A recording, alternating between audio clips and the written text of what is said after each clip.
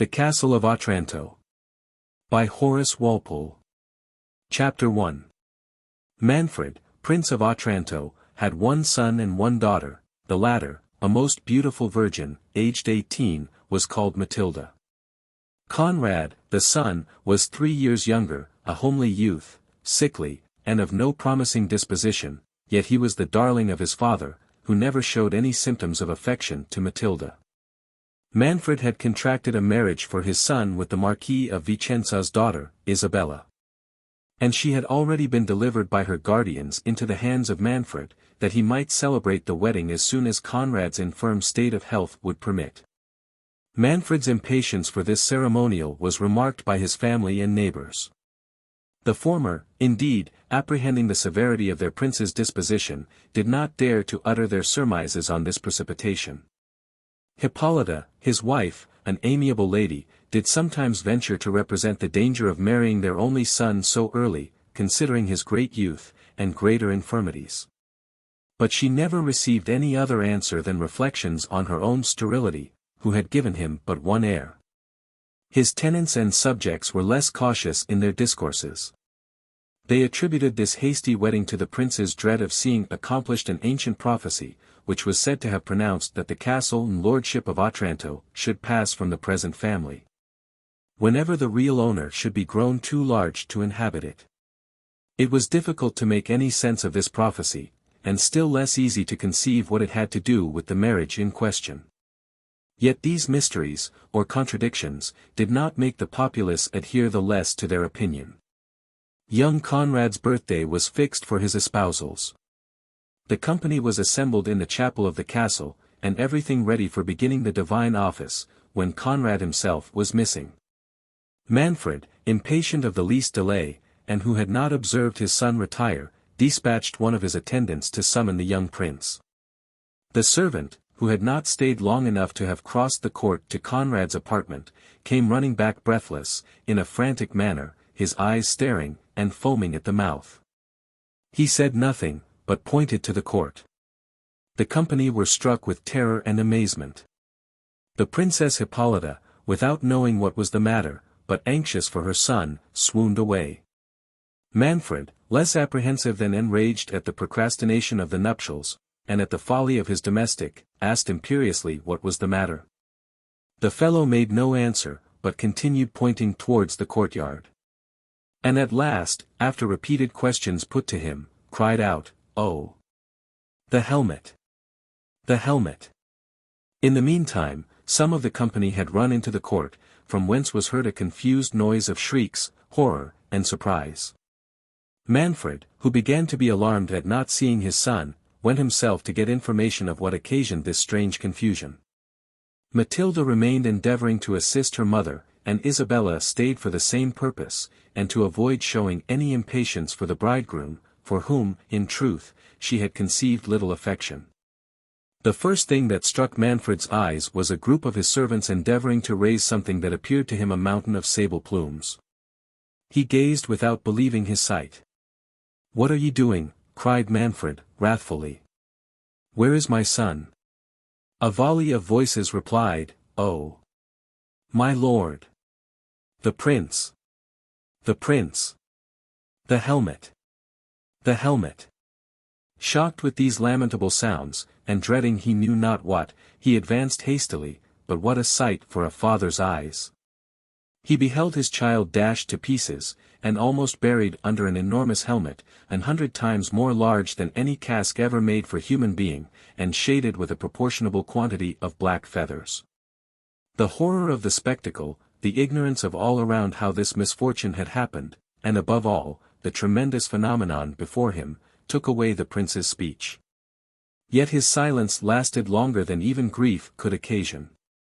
He fixed his eyes on what he wished in vain to believe a vision, and seemed less attentive to his loss, than buried in meditation on the stupendous object that had occasioned it. He examined the fatal casque. Nor could even the bleeding mangled remains of the young prince divert the eyes of Manfred from the portent before him. All who had known his partial fondness for young Conrad, were as much surprised at their prince's insensibility, as thunderstruck themselves at the miracle of the helmet. They conveyed the disfigured corpse into the hall, without receiving the least direction from Manfred. As little was he attentive to the ladies who remained in the chapel. On the contrary, without mentioning the unhappy princesses, his wife and daughter, the first sounds that dropped from Manfred's lips were, "Take care of the Lady Isabella." The domestics, without observing the singularity of this direction, were guided by their affection to their mistress, to consider it as peculiarly addressed to her situation, and flew to her assistance. They conveyed her to her chamber more dead than alive, and indifferent to all the strange circumstances she heard, except the death of her son. Matilda, who doted on her mother, smothered her own grief and amazement, and thought of nothing but assisting in comforting her afflicted parent. Isabella, who had been treated by Hippolyta like a daughter, and who returned that tenderness with equal duty and affection, was scarce less assiduous about the princess. At the same time endeavoring to partake and lessen the weight of sorrow which she saw Matilda strove to suppress, for whom she had conceived the warmest sympathy of friendship.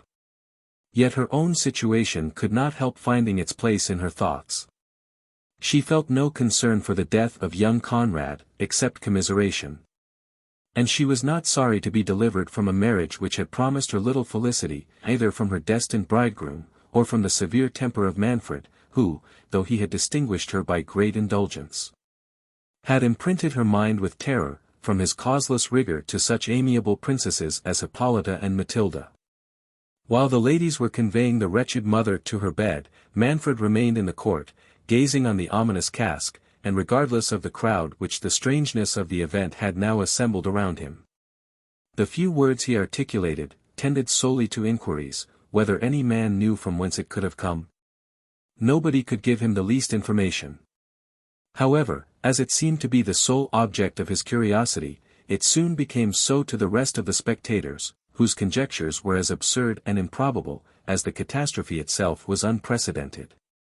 In the midst of their senseless guesses, a young peasant, whom rumor had drawn thither from a neighboring village, observed that the miraculous helmet was exactly like that on the figure in black marble of Alfonso the Good, one of their former princes, in the church of St. Nicholas. "Villain! What sayest thou?" cried Manfred, starting from his trance in a tempest of rage, and seizing the young man by the collar. "How darest thou utter such treason? Thy life shall pay for it." The spectators, who as little comprehended the cause of the prince's fury as all the rest they had seen, were at a loss to unravel this new circumstance. The young peasant himself was still more astonished, not conceiving how he had offended the prince. Yet recollecting himself, with a mixture of grace and humility, he disengaged himself from Manfred's grip, and then with an obeisance, which discovered more jealousy of innocence than dismay, he asked, with respect, of what he was guilty. Manfred, more enraged at the vigor, however decently exerted, with which the young man had shaken off his hold, than appeased by his submission, ordered his attendants to seize him, and, if he had not been withheld by his friends whom he had invited to the nuptials, would have poignarded the peasant in their arms. During this altercation, some of the vulgar spectators had run to the great church, which stood near the castle, and came back open-mouthed, declaring that the helmet was missing from Alfonso's statue. Manfred, at this news, grew perfectly frantic. And, as if he sought a subject on which to vent the tempest within him, he rushed again on the young peasant, crying, "Villain! Monster! Sorcerer, 'tis thou hast done this, 'tis thou hast slain my son." The mob, who wanted some object within the scope of their capacities, on whom they might discharge their bewildered reasoning, caught the words from the mouth of their lord, and re-echoed, "Aye, aye. 'Tis he, he has stolen the helmet from good Alfonso's tomb, and dashed out the brains of our young prince with it, never reflecting how enormous the disproportion was between the marble helmet that had been in the church, and that of steel before their eyes. Nor how impossible it was for a youth seemingly not 20, to wield a piece of armor of so prodigious a weight." The folly of these ejaculations brought Manfred to himself, yet whether provoked at the peasant having observed the resemblance between the two helmets, and thereby led to the farther discovery of the absence of that in the church, or wishing to bury any such rumor under so impertinent a supposition, he gravely pronounced that the young man was certainly a necromancer, and that till the church could take cognizance of the affair, he would have the magician, whom they had thus detected, kept prisoner under the helmet itself, which he ordered his attendants to raise, and placed the young man under it, declaring he should be kept there without food, with which his own infernal art might furnish him. It was in vain for the youth to represent against this preposterous sentence. In vain did Manfred's friends endeavour to divert him from this savage and ill-grounded resolution. The generality were charmed with their lord's decision, which, to their apprehensions, carried great appearance of justice. As the magician was to be punished by the very instrument with which he had offended, nor were they struck with the least compunction at the probability of the youth being starved, for they firmly believed that, by his diabolic skill, he could easily supply himself with nutriment. Manfred thus saw his commands even cheerfully obeyed.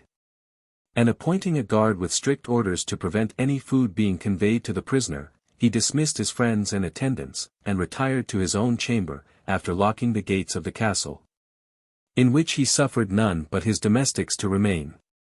In the meantime, the care and zeal of the young ladies had brought the Princess Hippolyta to herself, who amidst the transports of her own sorrow frequently demanded news of her lord, would have dismissed her attendants to watch over him, and at last enjoined Matilda to leave her, and visit and comfort her father.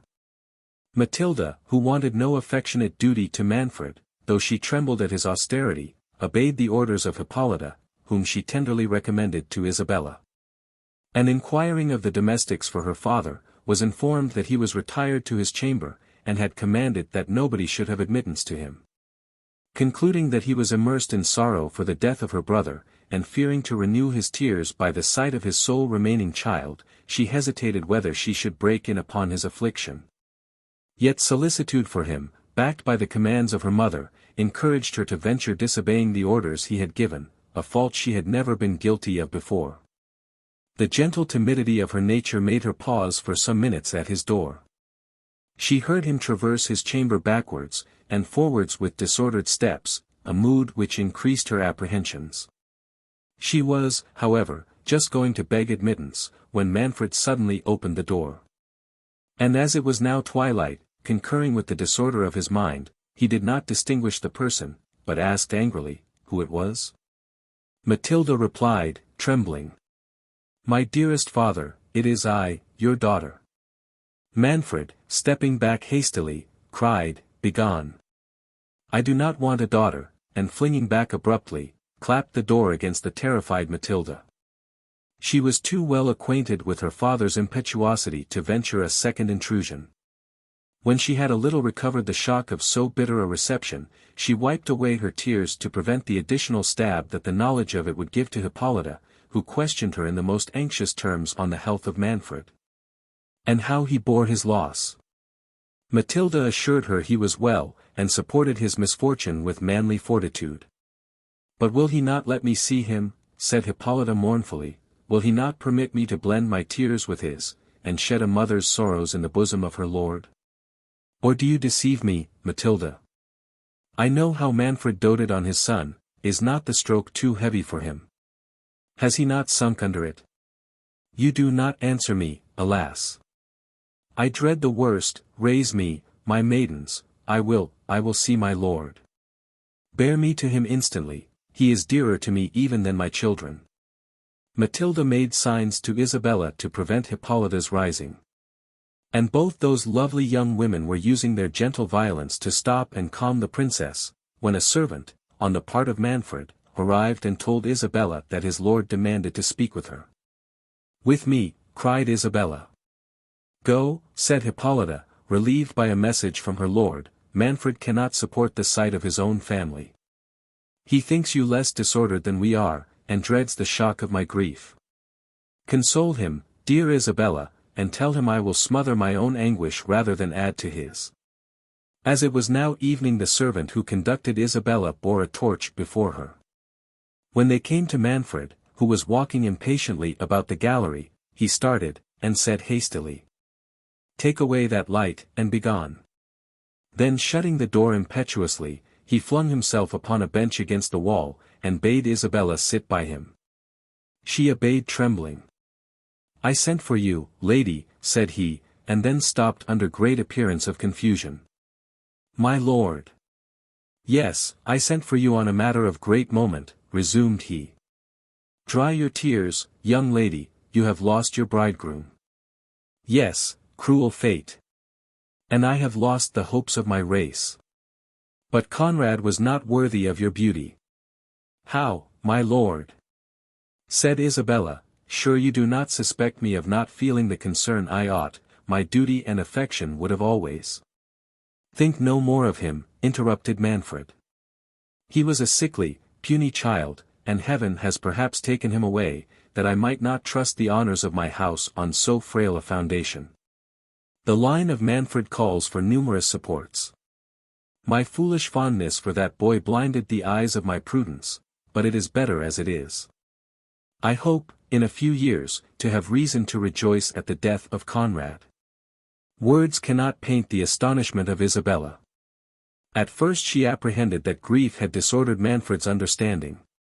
Her next thought suggested that this strange discourse was designed to ensnare her. She feared that Manfred had perceived her indifference for his son, and in consequence of that idea she replied, "Good my lord, do not doubt my tenderness, my heart would have accompanied my hand.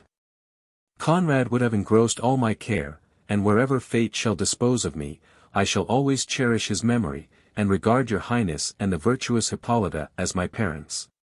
"Curse on Hippolyta," cried Manfred. "Forget her from this moment, as I do. In short, lady, you have missed a husband undeserving of your charms, they shall now be better disposed of.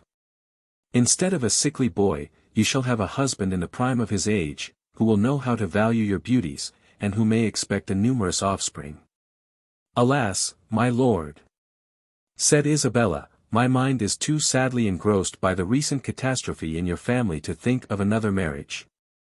If ever my father returns, and it shall be his pleasure, I shall obey, as I did when I consented to give my hand to your son, but until his return, permit me to remain under your hospitable roof and employ the melancholy hours in assuaging yours, Hippolyta's, and the fair Matilda's affliction."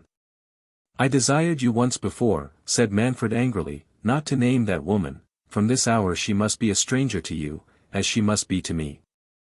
In short, Isabella, since I cannot give you my son, I offer you myself." "Heavens!" cried Isabella, waking from her delusion, "what do I hear? You! My lord! You! My father-in-law! The father of Conrad! The husband of the virtuous and tender Hippolyta!" "I tell you," said Manfred imperiously, "Hippolyta is no longer my wife. I divorce her from this hour. Too long has she cursed me by her unfruitfulness.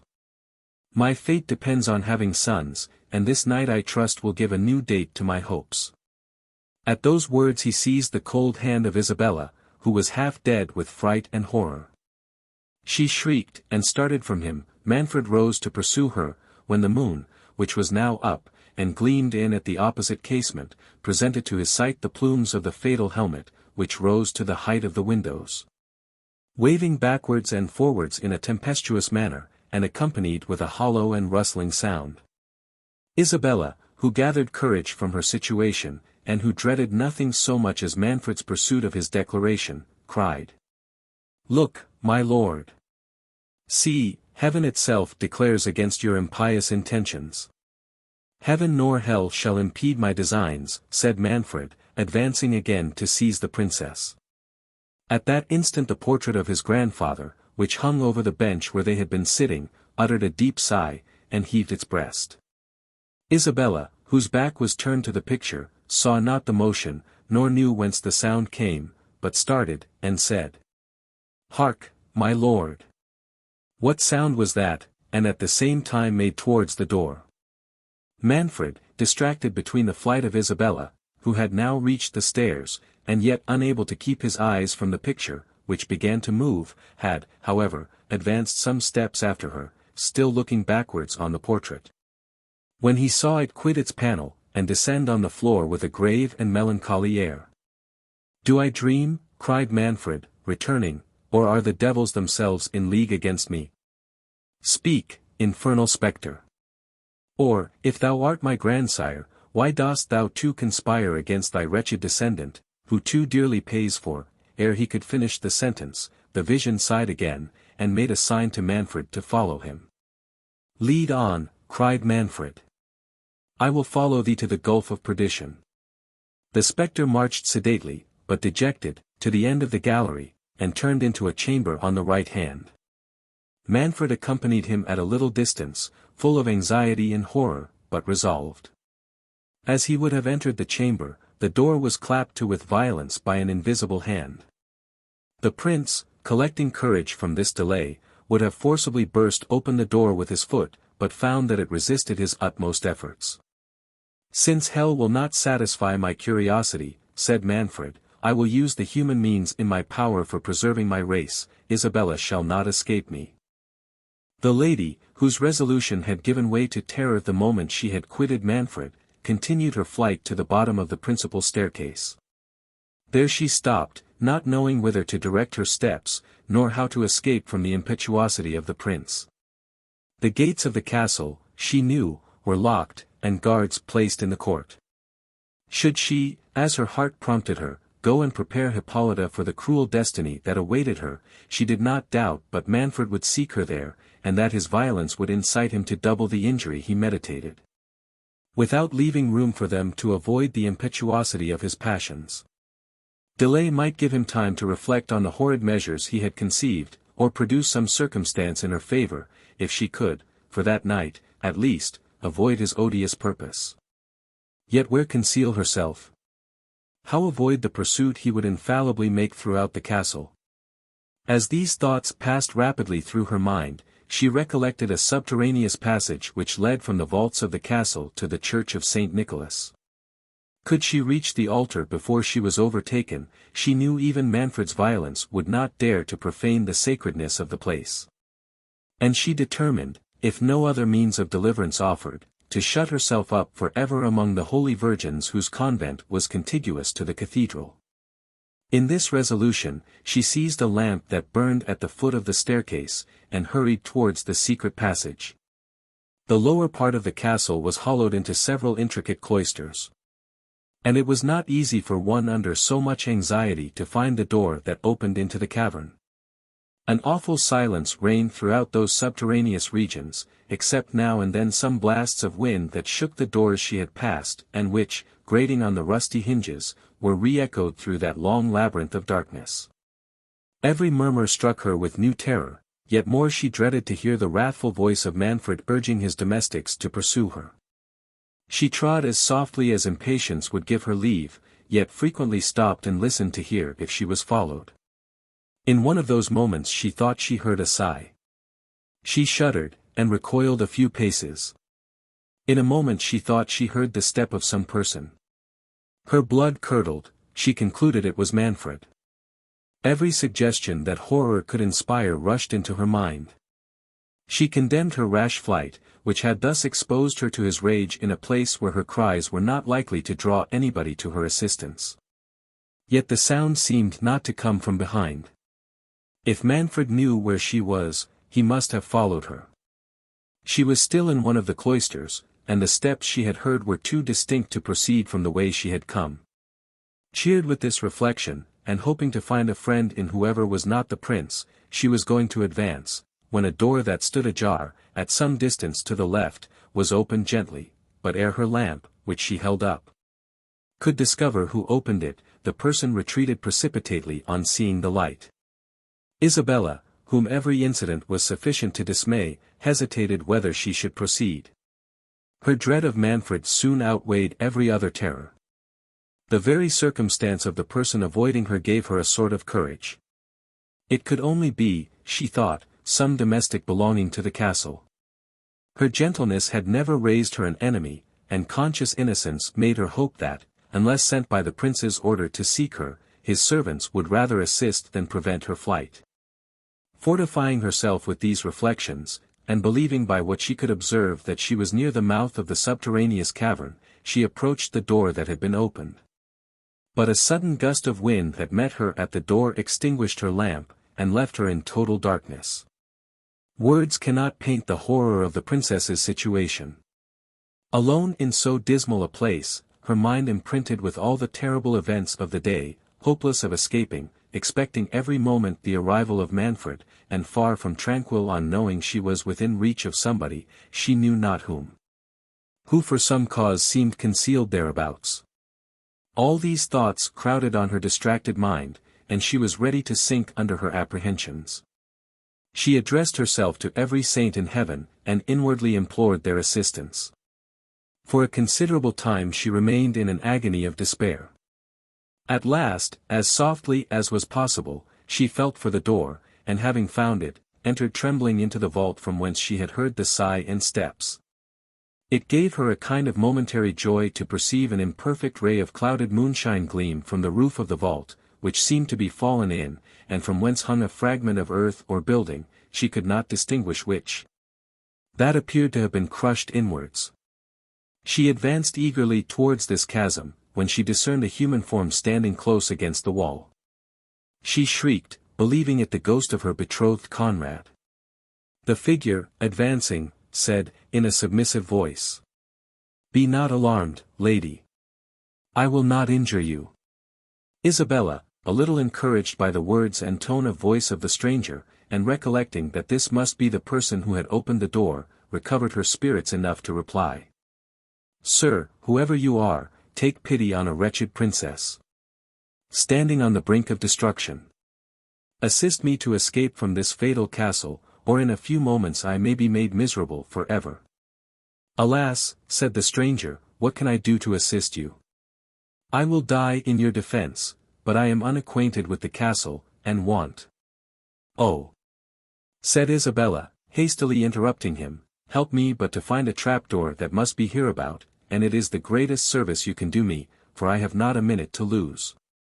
Saying these words, she felt about on the pavement, and directed the stranger to search likewise, for a smooth piece of brass enclosed in one of the stones. "That," said she, "is the lock, which opens with a spring, of which I know the secret. If we can find that, I may escape, if not, alas! Courteous stranger, I fear I shall have involved you in my misfortunes. Manfred will suspect you for the accomplice of my flight, and you will fall a victim to his resentment." "I value not my life," said the stranger, "and it will be some comfort to lose it in trying to deliver you from his tyranny." "Generous youth," said Isabella, "how shall I ever requite?" As she uttered those words, a ray of moonshine, streaming through a cranny of the ruin above, shone directly on the lock they sought. "Oh! Transport," said Isabella. "Here is the trap-door," and, taking out the key, she touched the spring, which, starting aside, discovered an iron ring. "Lift up the door," said the princess. The stranger obeyed, and beneath appeared some stone steps descending into a vault totally dark. "We must go down here," said Isabella. "Follow me, dark and dismal as it is, we cannot miss our way, it leads directly to the church of St. Nicholas. But, perhaps," added the princess modestly, "you have no reason to leave the castle, nor have I farther occasion for your service. In a few minutes I shall be safe from Manfred's rage, only let me know to whom I am so much obliged." "I will never quit you," said the stranger eagerly, "until I have placed you in safety, nor think me, princess, more generous than I am. Though you are my principal care." The stranger was interrupted by a sudden noise of voices that seemed approaching, and they soon distinguished these words.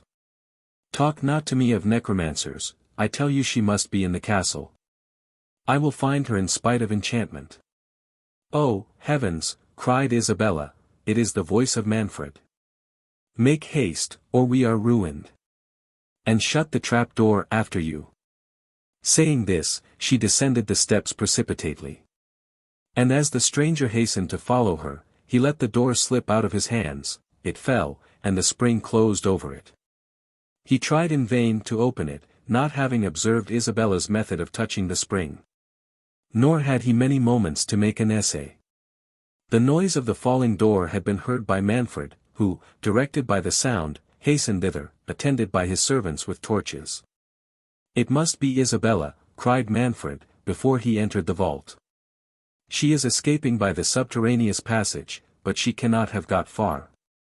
What was the astonishment of the prince when, instead of Isabella, the light of the torches discovered to him the young peasant whom he thought confined under the fatal helmet. "Traitor," said Manfred, "how camest thou here? I thought thee in durance above in the court." "I am no traitor," replied the young man boldly, "nor am I answerable for your thoughts." "Presumptuous villain," cried Manfred, "dost thou provoke my wrath? Tell me, how hast thou escaped from above? Thou hast corrupted thy guards, and their lives shall answer it." "My poverty," said the peasant calmly, "will disculpate them, though the ministers of a tyrant's wrath, to thee they are faithful, and but too willing to execute the orders which you unjustly imposed upon them." "Art thou so hardy as to dare my vengeance?" said the prince, "but tortures shall force the truth from thee. Tell me, I will know thy accomplices." "There was my accomplice," said the youth, smiling, and pointing to the roof. Manfred ordered the torches to be held up, and perceived that one of the cheeks of the enchanted cask had forced its way through the pavement of the court, as his servants had let it fall over the peasant, and had broken through into the vault, leaving a gap, through which the peasant had pressed himself some minutes before he was found by Isabella. "Was that the way by which thou didst descend?" said Manfred. "It was," said the youth. "But what noise was that," said Manfred, "which I heard as I entered the cloister?" "A door clapped," said the peasant, "I heard it as well as you." "What door?" said Manfred hastily. "I am not acquainted with your castle," said the peasant, "this is the first time I ever entered it, and this vault the only part of it within which I ever was." "But I tell thee," said Manfred, wishing to find out if the youth had discovered the trapdoor, "it was this way I heard the noise. My servants heard it too." "My lord," interrupted one of them officiously, "to be sure it was the trapdoor, and he was going to make his escape." "Peace, blockhead," said the prince angrily, "if he was going to escape, how should he come on this side? I will know from his own mouth what noise it was I heard. Tell me truly, thy life depends on thy veracity." "My veracity is dearer to me than my life," said the peasant, "nor would I purchase the one by forfeiting the other." "Indeed, young philosopher," said Manfred contemptuously, "tell me, then, what was the noise I heard?" "Ask me what I can answer," said he, "and put me to death instantly if I tell you a lie." Manfred, growing impatient at the steady valor and indifference of the youth, cried, "Well, then, thou man of truth, answer. Was it the fall of the trapdoor that I heard?" "It was," said the youth. "It was," said the prince. "And how didst thou come to know there was a trapdoor here?" "I saw the plate of brass by a gleam of moonshine," replied he. "But what told thee it was a lock?" said Manfred. "How didst thou discover the secret of opening it?" "Providence, that delivered me from the helmet, was able to direct me to the spring of a lock," said he.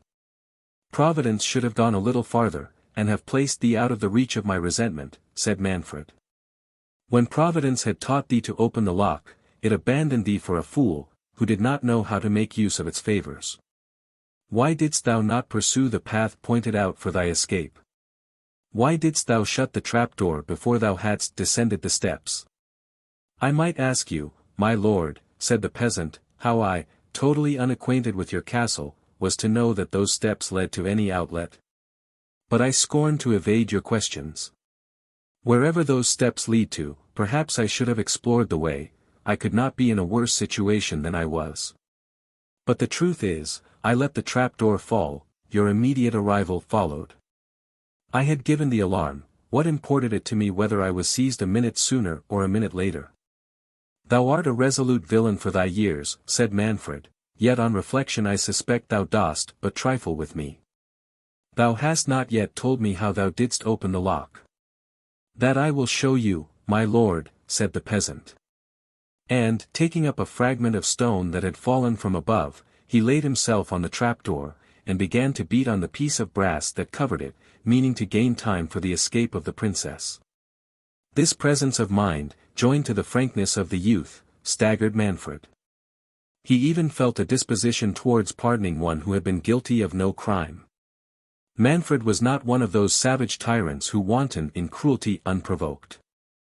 The circumstances of his fortune had given an asperity to his temper, which was naturally humane, and his virtues were always ready to operate, when his passions did not obscure his reason.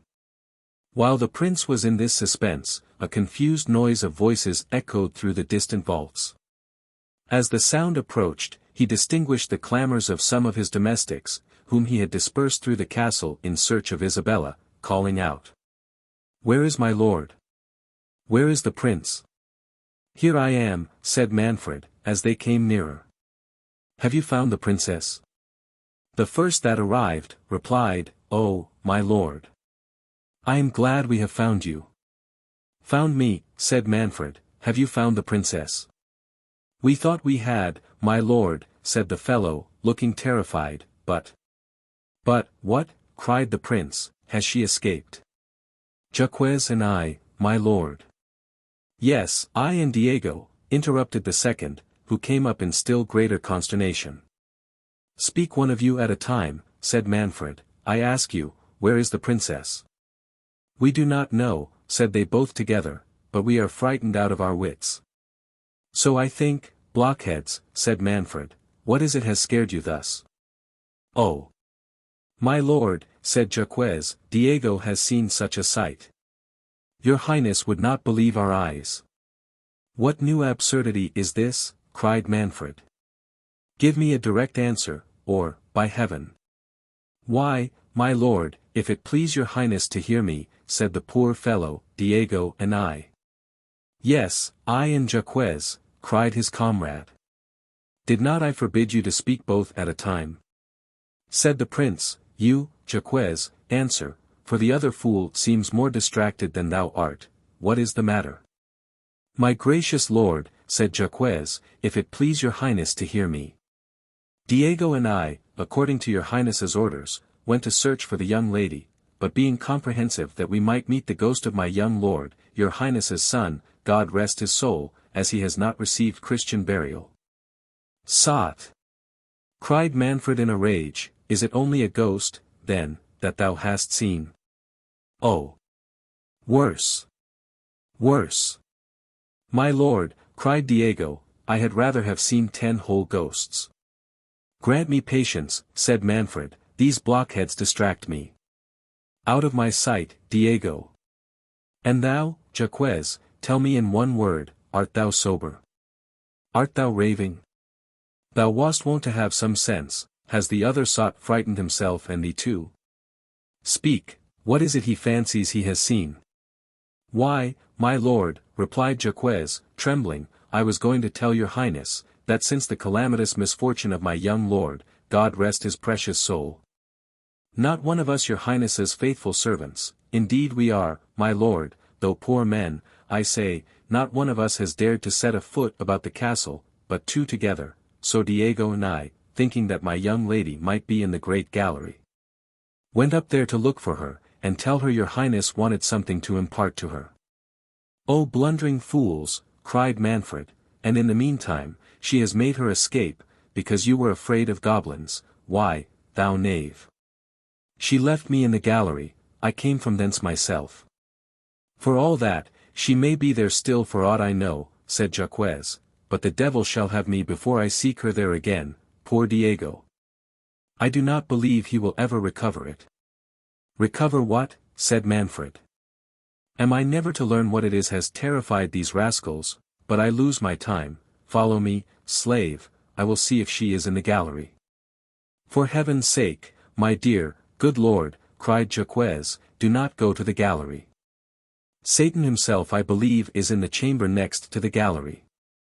Manfred, who hitherto had treated the terror of his servants as an idle panic, was struck at this new circumstance. He recollected the apparition of the portrait, and the sudden closing of the door at the end of the gallery. His voice faltered, and he asked with disorder, "What is in the great chamber?" "My lord," said Jaquez, "when Diego and I came into the gallery, he went first, for he said he had more courage than I. So when we came into the gallery we found nobody. We looked under every bench and stool, and still we found nobody." "Were all the pictures in their places?" said Manfred. "Yes, my lord," answered Jaquez, but we did not think of looking behind them. Well, well, said Manfred, proceed. When we came to the door of the great chamber, continued Jacques, we found it shut. And could not you open it, said Manfred. Oh. Yes, my lord, would to heaven we had not, replied he. Nay, it was not I neither. It was Diego, he was grown foolhardy, and would go on, though I advised him not, if ever I open a door that is shut again. Trifle not, said Manfred, shuddering, but tell me what you saw in the great chamber on opening the door. My lord, said Jacques, I was behind Diego, but I heard the noise. Jacques, said Manfred, in a solemn tone of voice, tell me, I adjure thee by the souls of my ancestors, what was it thou sawest? What was it thou heardest? It was Diego saw it, my lord, it was not I, replied Jacques, I only heard the noise. Diego had no sooner opened the door, than he cried out, and ran back. I ran back too, and said, is it the ghost? The ghost? No, no, said Diego, and his hair stood on end, it is a giant, I believe, he is all clad in armor, for I saw his foot and part of his leg, and they are as large as the helmet below in the court. As he said these words, my lord, we heard a violent motion and the rattling of armor, as if the giant was rising, for Diego has told me since that he believes the giant was lying down, for the foot and leg were stretched at length on the floor. Before we could get to the end of the gallery, we heard the door of the great chamber clap behind us, but we did not dare turn back to see if the giant was following us, yet, now I think on it. We must have heard him if he had pursued us, but for heaven's sake, good my lord, send for the chaplain, and have the castle exorcised, for certain, it is enchanted. Aye, pray do, my lord, cried all the servants at once, or we must leave your highness's service. Peace, dotards, said Manfred, and follow me, I will know what all this means. We. My lord, cried they with one voice. We would not go up to the gallery for your highness's revenue. The young peasant, who had stood silent, now spoke. Will your highness, said he, permit me to try this adventure? My life is of consequence to nobody. I fear no bad angel, and have offended no good one. Your behavior is above your seeming, said Manfred, viewing him with surprise and admiration. Hereafter I will reward your bravery, but now, continued he with a sigh, I am so circumstanced, that I dare trust no eyes but my own. However, I give you leave to accompany me. Manfred, when he first followed Isabella from the gallery, had gone directly to the apartment of his wife, concluding the princess had retired thither. Hippolyta, who knew his step, rose with anxious fondness to meet her lord, whom she had not seen since the death of their son. She would have flown in a transport mixed of joy and grief to his bosom, but he pushed her rudely off, and said, Where is Isabella? Isabella. My lord, said the astonished Hippolyta. Yes, Isabella, cried Manfred imperiously, I want Isabella. My lord, replied Matilda, who perceived how much his behavior had shocked her mother, she has not been with us since your highness summoned her to your apartment. Tell me where she is, said the prince. I do not want to know where she has been. My good lord, says Hippolyta, your daughter tells you the truth, Isabella left us by your command, and has not returned since. But, my good lord, compose yourself, retire to your rest, this dismal day has disordered you. Isabella shall wait your orders in the morning. What, then, you know where she is, cried Manfred. Tell me directly, for I will not lose an instant, and you, woman, speaking to his wife, order your chaplain to attend me forthwith. Isabella, said Hippolyta calmly, is retired, I suppose, to her chamber, she is not accustomed to watch at this late hour. Gracious my lord, continued she, let me know what has disturbed you. Has Isabella offended you? Trouble me not with questions, said Manfred, but tell me where she is. Matilda shall call her, said the princess. Sit down, my lord, and resume your wonted fortitude. What, art thou jealous of Isabella? Replied he, that you wish to be present at our interview. Good heavens! My lord, said Hippolyta, what is it your highness means? Thou wilt know ere many minutes are past, said the cruel prince. Send your chaplain to me, and wait my pleasure here. At these words he flung out of the room in search of Isabella, leaving the amazed ladies thunderstruck with his words and frantic deportment, and lost in vain conjectures on what he was meditating. Manfred was now returning from the vault, attended by the peasant and a few of his servants whom he had obliged to accompany him. He ascended the staircase without stopping till he arrived at the gallery, at the door of which he met Hippolyta and her chaplain. When Diego had been dismissed by Manfred, he had gone directly to the princess's apartment with the alarm of what he had seen. That excellent lady, who no more than Manfred doubted of the reality of the vision, yet affected to treat it as a delirium of the servant. Willing, however, to save her lord from any additional shock, and prepared by a series of griefs not to tremble at any accession to it, she determined to make herself the first sacrifice, if fate had marked the present hour for their destruction. Dismissing the reluctant Matilda to her rest, who in vain sued for leave to accompany her mother, and attended only by her chaplain, Hippolyta had visited the gallery and great chamber. And now with more serenity of soul than she had felt for many hours, she met her lord, and assured him that the vision of the gigantic leg and foot was all a fable. And no doubt an impression made by fear, and the dark and dismal hour of the night, on the minds of his servants. She and the chaplain had examined the chamber, and found everything in the usual order. Manfred, though persuaded, like his wife, that the vision had been no work of fancy, recovered a little from the tempest of mind into which so many strange events had thrown him. Ashamed, too, of his inhuman treatment of a princess who returned every injury with new marks of tenderness and duty, he felt returning love forcing itself into his eyes. But not less ashamed of feeling remorse towards one against whom he was inwardly meditating a yet more bitter outrage, he curbed the yearnings of his heart, and did not dare to lean even towards pity. The next transition of his soul was to exquisite villainy. Presuming on the unshaken submission of Hippolyta, he flattered himself that she would not only acquiesce with patience to a divorce, but would obey, if it was his pleasure. In endeavoring to persuade Isabella to give him her hand, but ere he could indulge his horrid hope, he reflected that Isabella was not to be found. Coming to himself, he gave orders that every avenue to the castle should be strictly guarded, and charged his domestics on pain of their lives to suffer nobody to pass out. The young peasant, to whom he spoke favorably, he ordered to remain in a small chamber on the stairs, in which there was a pallet bed, and the key of which he took away himself, telling the youth he would talk with him in the morning. Then dismissing his attendants, and bestowing a sullen kind of half-nod on Hippolyta, he retired to his own chamber. Chapter 2. Matilda, who by Hippolyta's order had retired to her apartment, was ill-disposed to take any rest. The shocking fate of her brother had deeply affected her. She was surprised at not seeing Isabella. But the strange words which had fallen from her father, and his obscure menace to the princess his wife, accompanied by the most furious behavior, had filled her gentle mind with terror and alarm. She waited anxiously for the return of Bianca, a young damsel that attended her, whom she had sent to learn what was become of Isabella. Bianca soon appeared, and informed her mistress of what she had gathered from the servants, that Isabella was nowhere to be found. She related the adventure of the young peasant who had been discovered in the vault, though with many simple additions from the incoherent accounts of the domestics. And she dwelt principally on the gigantic leg and foot which had been seen in the gallery chamber.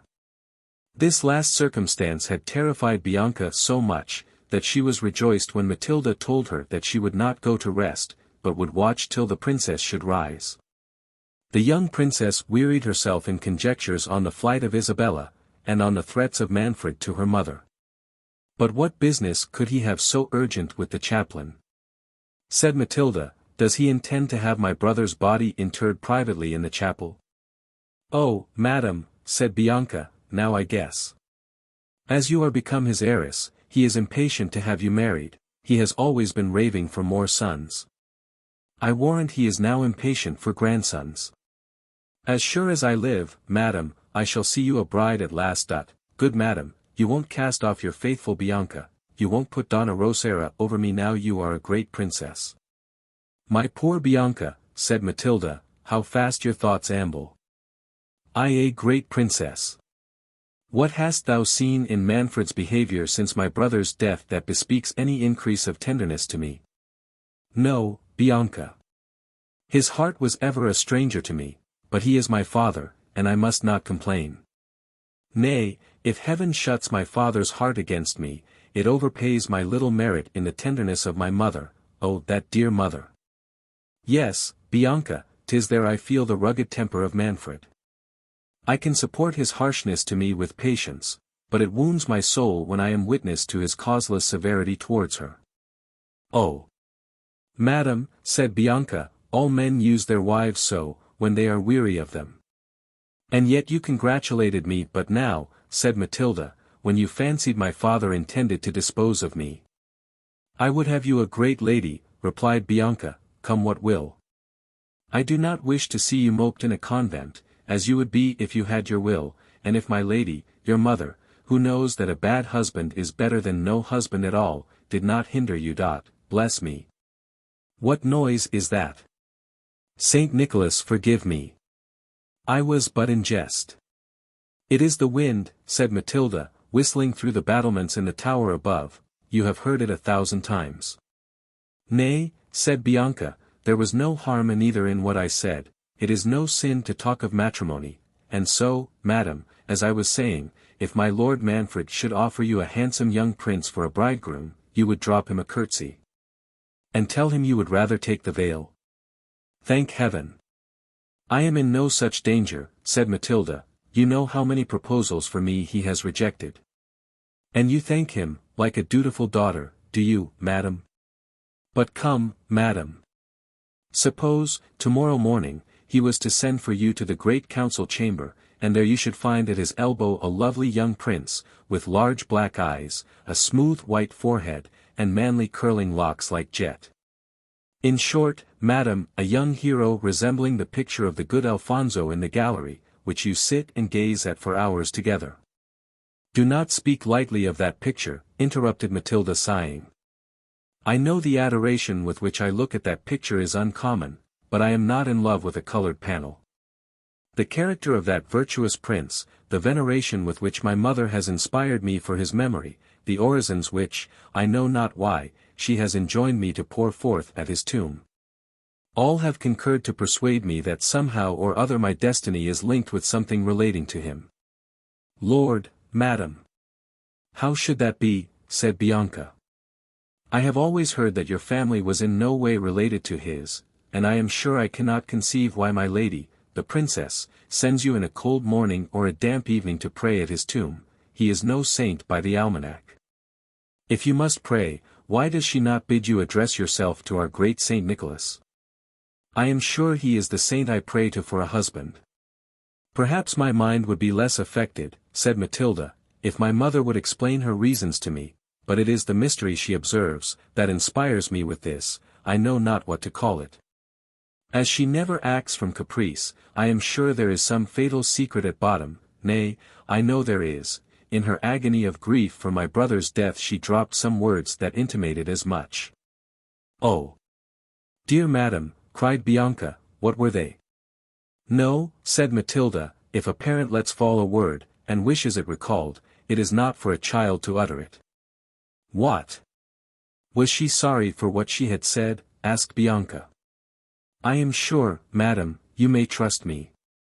With my own little secrets when I have any, I may, said Matilda, but never with my mother's. A child ought to have no ears or eyes but as a parent directs. Well. To be sure, madam, you were born to be a saint, said Bianca, and there is no resisting one's vocation, you will end in a convent at last. But there is my Lady Isabella would not be so reserved to me, she will let me talk to her of young men, and when a handsome cavalier has come to the castle, she has owned to me that she wished your brother Conrad resembled him. Bianca, said the princess, I do not allow you to mention my friend disrespectfully. Isabella is of a cheerful disposition, but her soul is pure as virtue itself. She knows your idle babbling humor, and perhaps has now and then encouraged it, to divert melancholy, and enliven the solitude in which my father keeps us. Blessed Mary, said Bianca, starting, there it is again. Dear madam, do you hear nothing? This castle is certainly haunted. Peace, said Matilda, and listen. I did think I heard a voice, but it must be fancy. Your terrors, I suppose, have infected me. Indeed. Indeed. Madam, said Bianca, half weeping with agony, I am sure I heard a voice. Does anybody lie in the chamber beneath? Said the princess.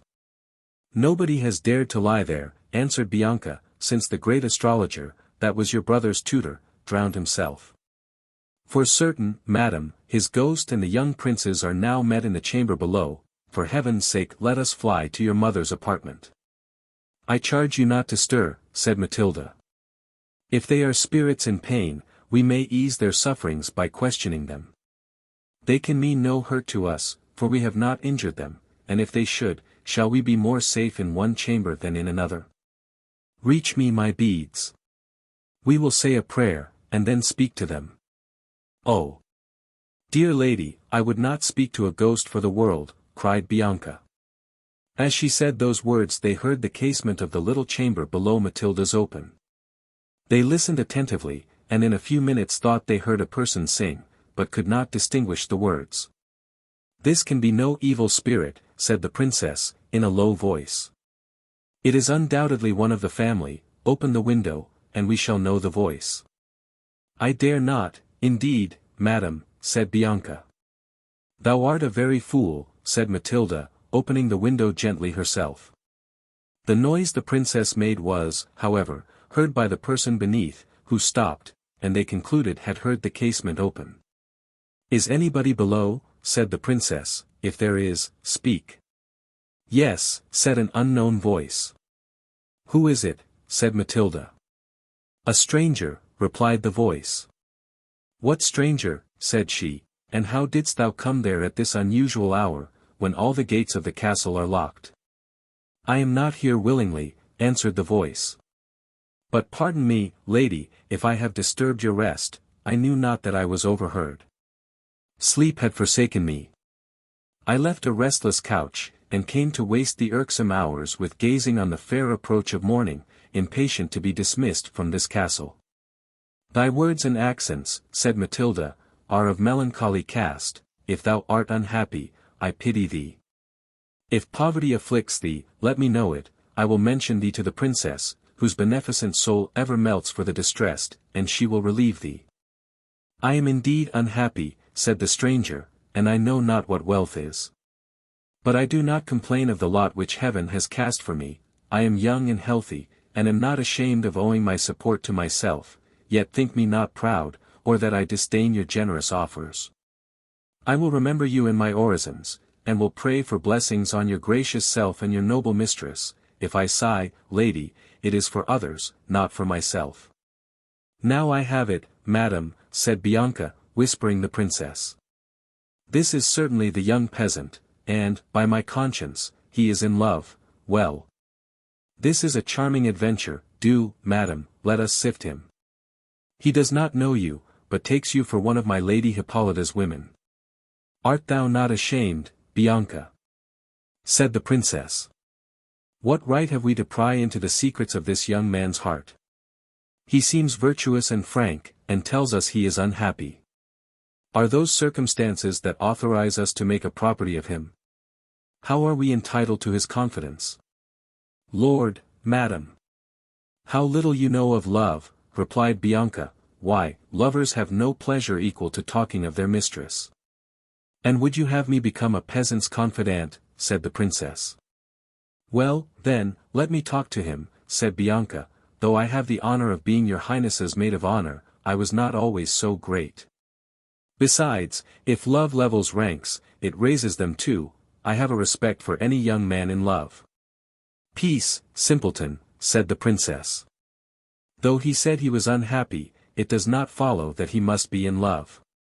Think of all that has happened today, and tell me if there are no misfortunes but what love causes.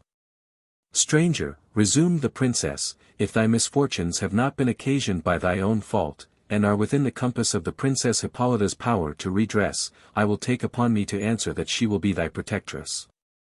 When thou art dismissed from this castle, repair to Holy Father Jerome, at the convent adjoining to the church of St. Nicholas, and make thy story known to him, as far as thou thinkest meet. He will not fail to inform the princess, who is the mother of all that want her assistance. Farewell, it is not seemly for me to hold farther converse with a man at this unwonted hour.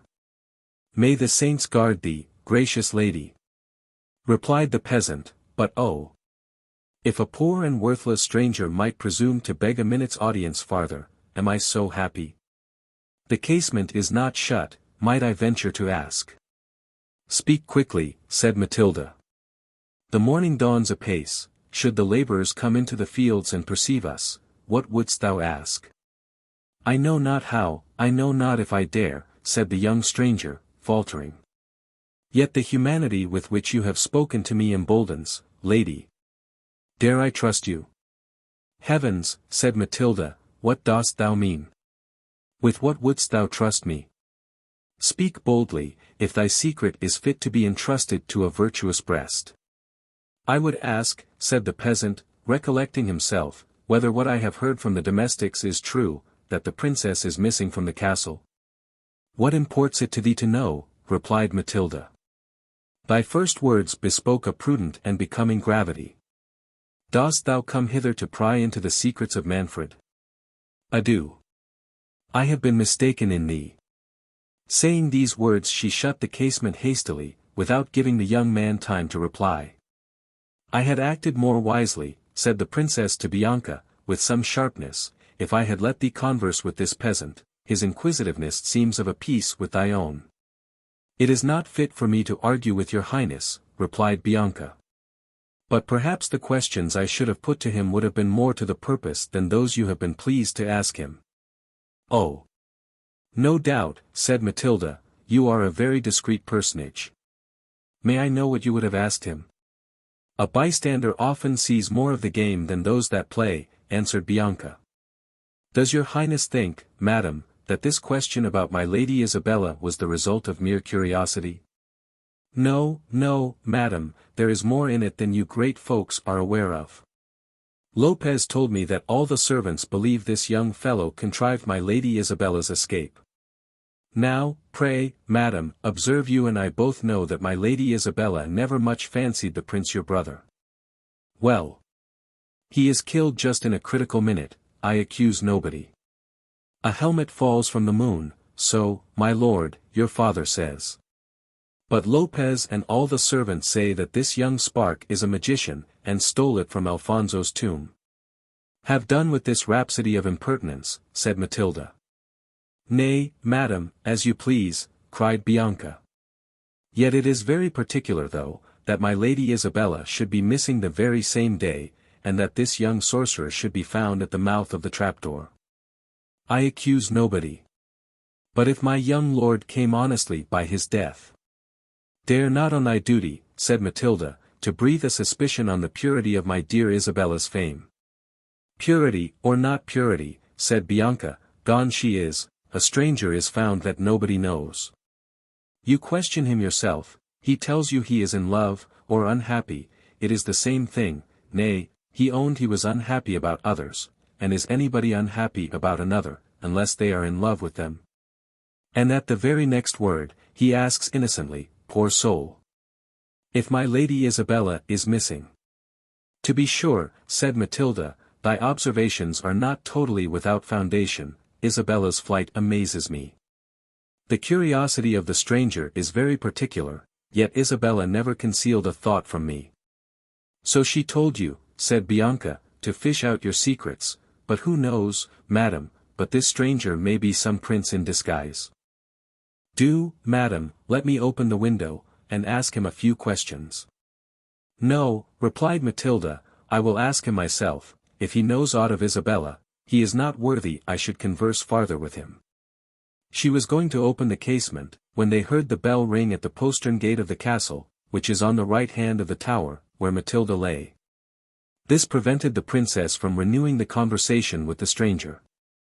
After continuing silent for some time, I am persuaded, said she to Bianca, that whatever be the cause of Isabella's flight it had no unworthy motive. If this stranger was accessory to it, she must be satisfied with his fidelity and worth. I observed, did not you, Bianca, that his words were tinctured with an uncommon infusion of piety. It was no ruffian speech, his phrases were becoming a man of gentle birth. I told you, madam, said Bianca, that I was sure he was some prince in disguise. Yet, said Matilda, if he was privy to her escape, how will you account for his not accompanying her in her flight? Why expose himself unnecessarily and rashly to my father's resentment? As for that, madam, replied she, if he could get from under the helmet, he will find ways of eluding your father's anger. I do not doubt but he has some talisman or other about him. You resolve everything into magic, said Matilda, but a man who has any intercourse with infernal spirits, does not dare to make use of those tremendous and holy words which he uttered. Didst thou not observe with what fervor he vowed to remember me to heaven in his prayers? Yes, Isabella was undoubtedly convinced of his piety.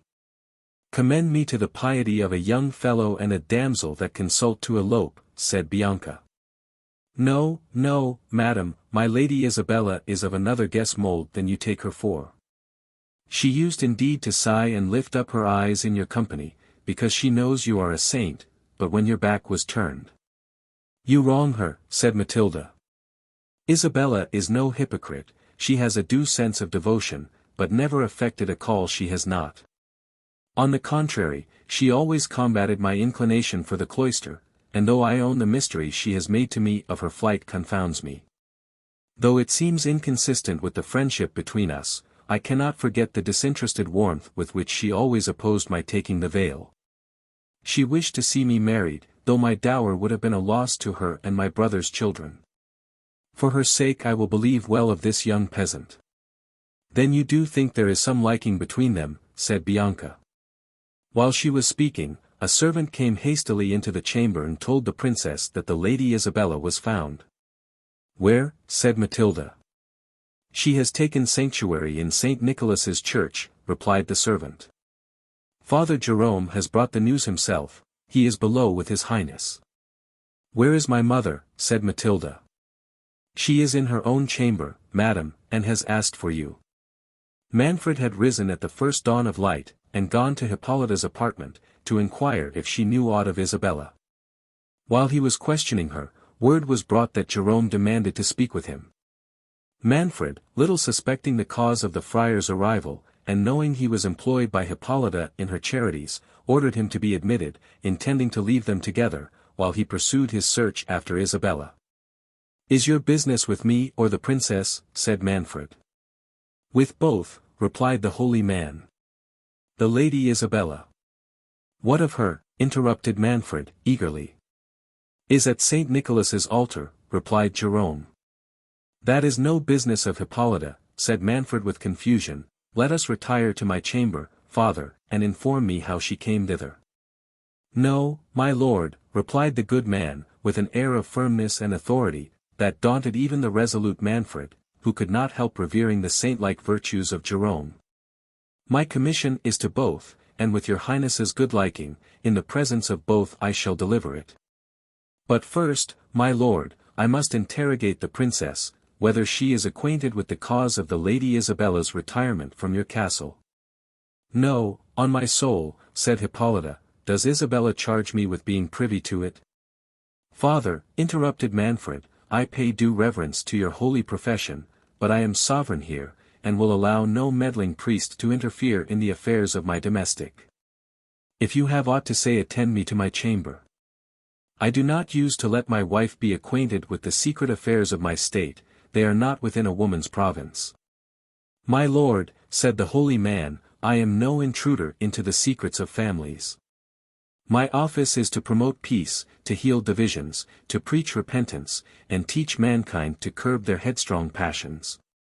I forgive your highness's uncharitable apostrophe, I know my duty, and am the minister of a mightier prince than Manfred. Hearken to him who speaks through my organs. Manfred trembled with rage and shame. Hippolyta's countenance declared her astonishment and impatience to know where this would end. Her silence more strongly spoke her observance of Manfred. The Lady Isabella, resumed Jerome, commends herself to both your highnesses. She thanks both for the kindness with which she has been treated in your castle, she deplores the loss of your son, and her own misfortune in not becoming the daughter of such wise and noble princes, whom she shall always respect as parents. She prays for uninterrupted union and felicity between you. Manfred's color changed, but as it is no longer possible for her to be allied to you, she entreats your consent to remain in sanctuary, till she can learn news of her father, or, by the certainty of his death, be at liberty, with the approbation of her guardians, to dispose of herself in suitable marriage. I shall give no such consent, said the prince, but insist on her return to the castle without delay. I am answerable for her person to her guardians, and will not brook her being in any hands but my own. Your highness will recollect whether that can any longer be proper, replied the friar. I want no monitor, said Manfred, coloring. Isabella's conduct leaves room for strange suspicions, and that young villain, who was at least the accomplice of her flight, if not the cause of it. The cause, interrupted Jerome, was a young man the cause. This is not to be borne, cried Manfred. Am I to be bearded in my own palace by an insolent monk? Thou art privy, I guess, to their amours. I would pray to heaven to clear up your uncharitable surmises, said Jerome, if your highness were not satisfied in your conscience how unjustly you accuse me. I do pray to heaven to pardon that uncharitableness, and I implore your highness to leave the princess at peace in that holy place, where she is not liable to be disturbed by such vain and worldly fantasies as discourses of love from any man. Cant not to me, said Manfred, but return and bring the princess to her duty. It is my duty to prevent her return hither, said Jerome. She is where orphans and virgins are safest from the snares and wiles of this world. And nothing but a parent's authority shall take her thence. I am her parent, cried Manfred, and demand her. She wished to have you for her parent, said the friar. But heaven that forbade that connection has for ever dissolved all ties betwixt you, and I announce to your highness. Stop. Audacious man, said Manfred, and dread my displeasure. Holy Father, said Hippolyta, it is your office to be no respecter of persons, you must speak as your duty prescribes, but it is my duty to hear nothing that it pleases not my lord I should hear. Attend the prince to his chamber. I will retire to my oratory, and pray to the blessed Virgin to inspire you with her holy counsels, and to restore the heart of my gracious lord to its wonted peace and gentleness. Excellent woman, said the friar. My lord, I attend your pleasure. Manfred, accompanied by the friar, passed to his own apartment, where shutting the door, I perceive, father, said he, that Isabella has acquainted you with my purpose. Now hear my resolve, and obey. Reasons of state, most urgent reasons, my own and the safety of my people, demand that I should have a son. It is in vain to expect an heir from Hippolyta. I have made choice of Isabella.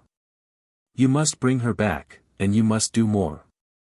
I know the influence you have with Hippolyta, her conscience is in your hands. She is, I allow, a faultless woman, her soul is set on heaven, and scorns the little grandeur of this world, you can withdraw her from it entirely. Persuade her to consent to the dissolution of our marriage, and to retire into a monastery, she shall endow one if she will, and she shall have the means of being as liberal to your order as she or you can wish. Thus you will divert the calamities that are hanging over our heads, and have the merit of saving the principality of Otranto from destruction. You are a prudent man, and though the warmth of my temper betrayed me into some unbecoming expressions, I honor your virtue, and wish to be indebted to you for the repose of my life and the preservation of my family. The will of heaven be done, said the friar. I am but its worthless instrument. It makes use of my tongue to tell thee, Prince, of thy unwarrantable designs. The injuries of the virtuous Hippolyta have mounted to the throne of pity. By me thou art reprimanded for thy adulterous intention of repudiating her, by me thou art warned not to pursue the incestuous design on thy contracted daughter. Heaven that delivered her from thy fury, when the judgment so recently fallen on thy house ought to have inspired thee with other thoughts, will continue to watch over her. Even I, a poor and despised friar, am able to protect her from thy violence, sinner as I am, and uncharitably reviled by your highness as an accomplice of I know not what amours. Scorn the allurements with which it has pleased thee to tempt mine honesty. I love my order, I honor devout souls, I respect the piety of thy princess, but I will not betray the confidence she reposes in me, nor serve even the cause of religion by foul and sinful compliances, but forsooth, the welfare of the state depends on your highness having a son. Heaven mocks the short-sighted views of man. But yestermorn, whose house was so great, so flourishing as Manfred's, where is young Conrad now? My lord, I respect your tears, but I mean not to check them, let them flow, prince. They will weigh more with heaven toward the welfare of thy subjects, than a marriage, which, founded on lust or policy, could never prosper. The scepter, which passed from the race of Alfonso to thine, cannot be preserved by a match which the Church will never allow. If it is the will of the Most High that Manfred's name must perish, resign yourself, my lord, to its decrees. And thus deserve a crown that can never pass away. Come, my lord, I like this sorrow, let us return to the princess, she is not apprised of your cruel intentions, nor did I mean more than to alarm you. You saw with what gentle patience, with what efforts of love, she heard, she rejected hearing, the extent of your guilt. I know she longs to fold you in her arms, and assure you of her unalterable affection. Father, said the prince, you mistake my compunction, true, I honor Hippolyta's virtues, I think her a saint, and wish it were for my soul's health to tie faster the knot that has united us, but alas! Father, you know not the bitterest of my pangs. It is some time that I have had scruples on the legality of our union. Hippolyta is related to me in the 4th degree, it is true, we had a dispensation, but I have been informed that she had also been contracted to another. This it is that sits heavy at my heart, to this state of unlawful wedlock I impute the visitation that has fallen on me in the death of Conrad. Ease my conscience of this burden, dissolve our marriage, and accomplish the work of godliness, which your divine exhortations have commenced in my soul. How cutting was the anguish which the good man felt, when he perceived this turn in the wily prince. He trembled for Hippolyta, whose ruin he saw was determined. And he feared if Manfred had no hope of recovering Isabella, that his impatience for a son would direct him to some other object, who might not be equally proof against the temptation of Manfred's rank. For some time the holy man remained absorbed in thought. At length, conceiving some hopes from delay, he thought the wisest conduct would be to prevent the prince from despairing of recovering Isabella.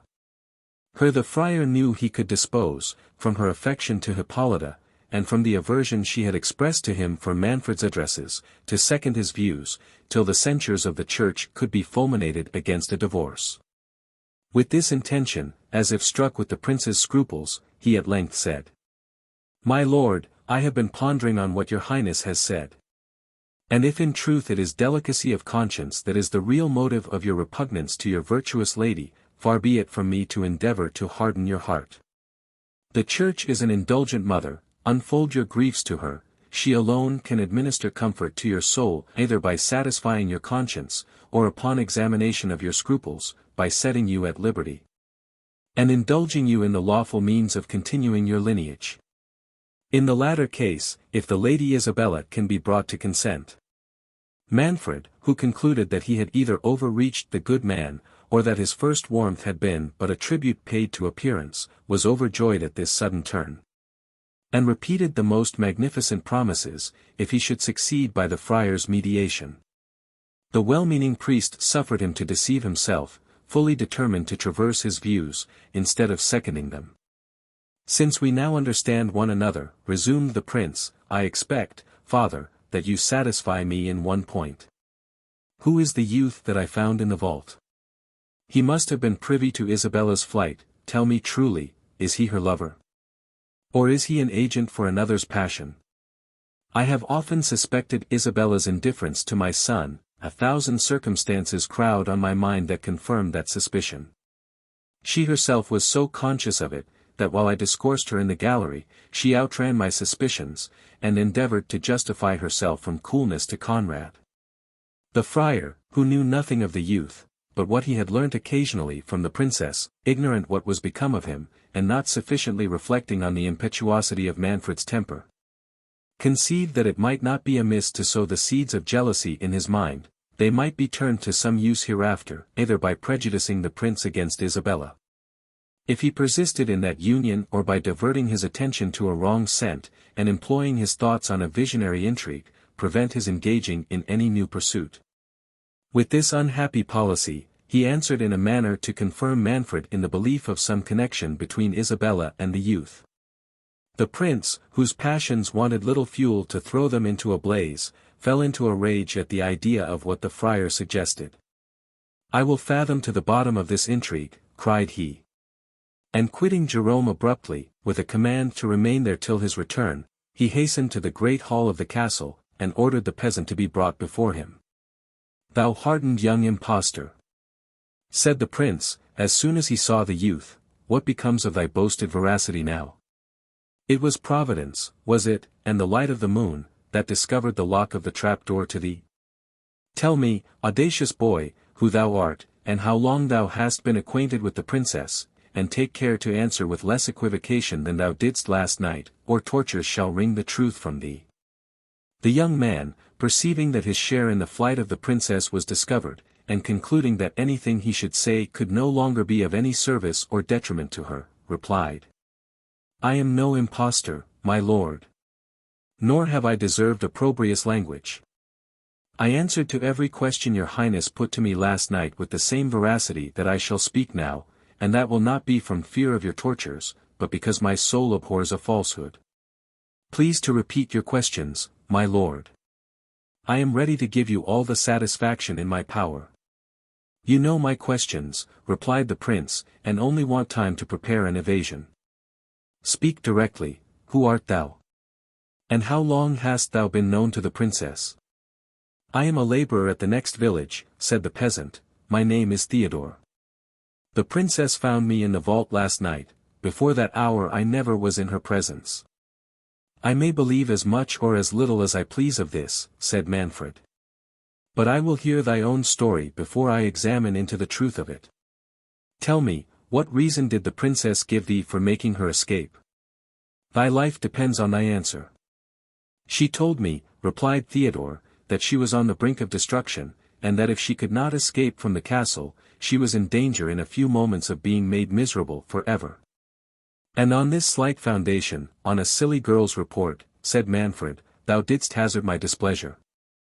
"I fear no man's displeasure," said Theodore, "when a woman in distress puts herself under my protection." During this examination, Matilda was going to the apartment of Hippolyta. At the upper end of the hall, where Manfred sat, was a boarded gallery with latticed windows, through which Matilda and Bianca were to pass. Hearing her father's voice, and seeing the servants assembled round him, she stopped to learn the occasion. The prisoner soon drew her attention, the steady and composed manner in which he answered, and the gallantry of his last reply, which were the first words she heard distinctly, interested her in his favor. His person was noble, handsome, and commanding, even in that situation, but his countenance soon engrossed her whole care. "Heavens! Bianca," said the princess softly, "do I dream? Or is not that youth the exact resemblance of Alfonso's picture in the gallery?" She could say no more, for her father's voice grew louder at every word. "This bravado," said he, "surpasses all thy former insolence. Thou shalt experience the wrath with which thou darest to trifle. Seize him," continued Manfred, "and bind him.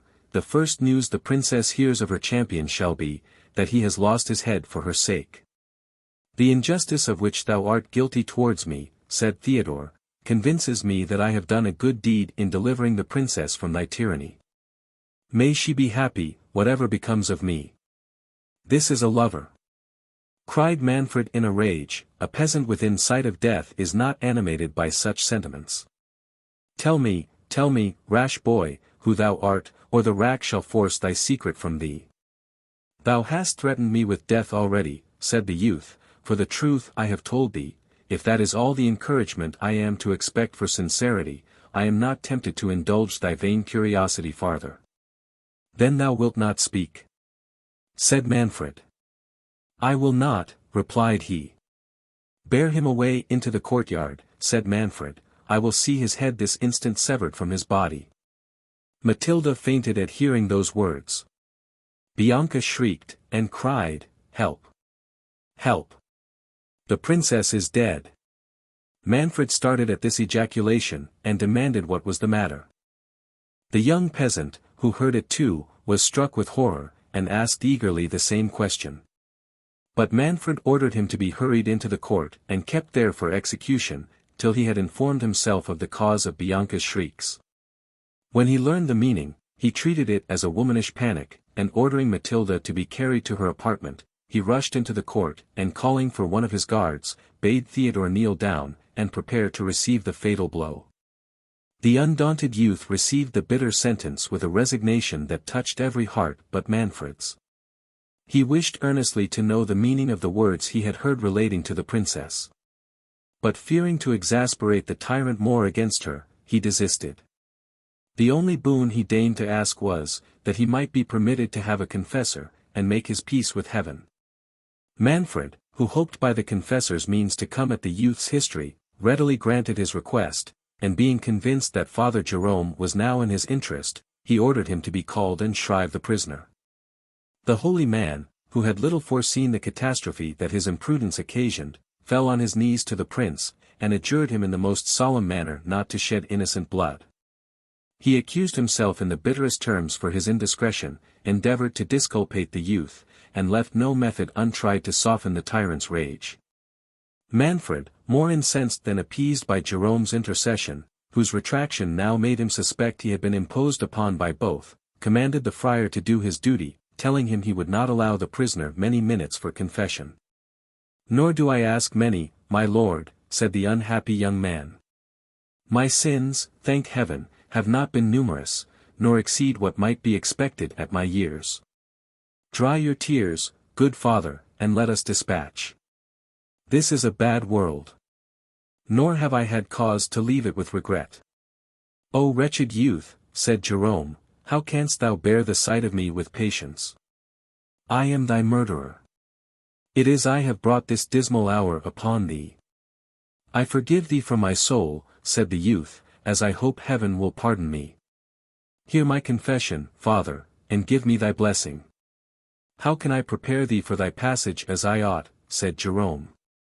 "Thou canst not be saved without pardoning thy foes, and canst thou forgive that impious man there?" "I can," said Theodore, "I do." "And does not this touch thee, cruel prince?" said the friar. "I sent for thee to confess him," said Manfred, sternly, "not to plead for him. Thou didst first incense me against him, his blood be upon thy head." "It will. It will," said the good man, in an agony of sorrow. "Thou and I must never hope to go where this blessed youth is going." "Dispatch," said Manfred, "I am no more to be moved by the whining of priests than by the shrieks of women." "What?" said the youth. "Is it possible that my fate could have occasioned what I heard? Is the princess then again in thy power?" "Thou dost but remember me of my wrath," said Manfred.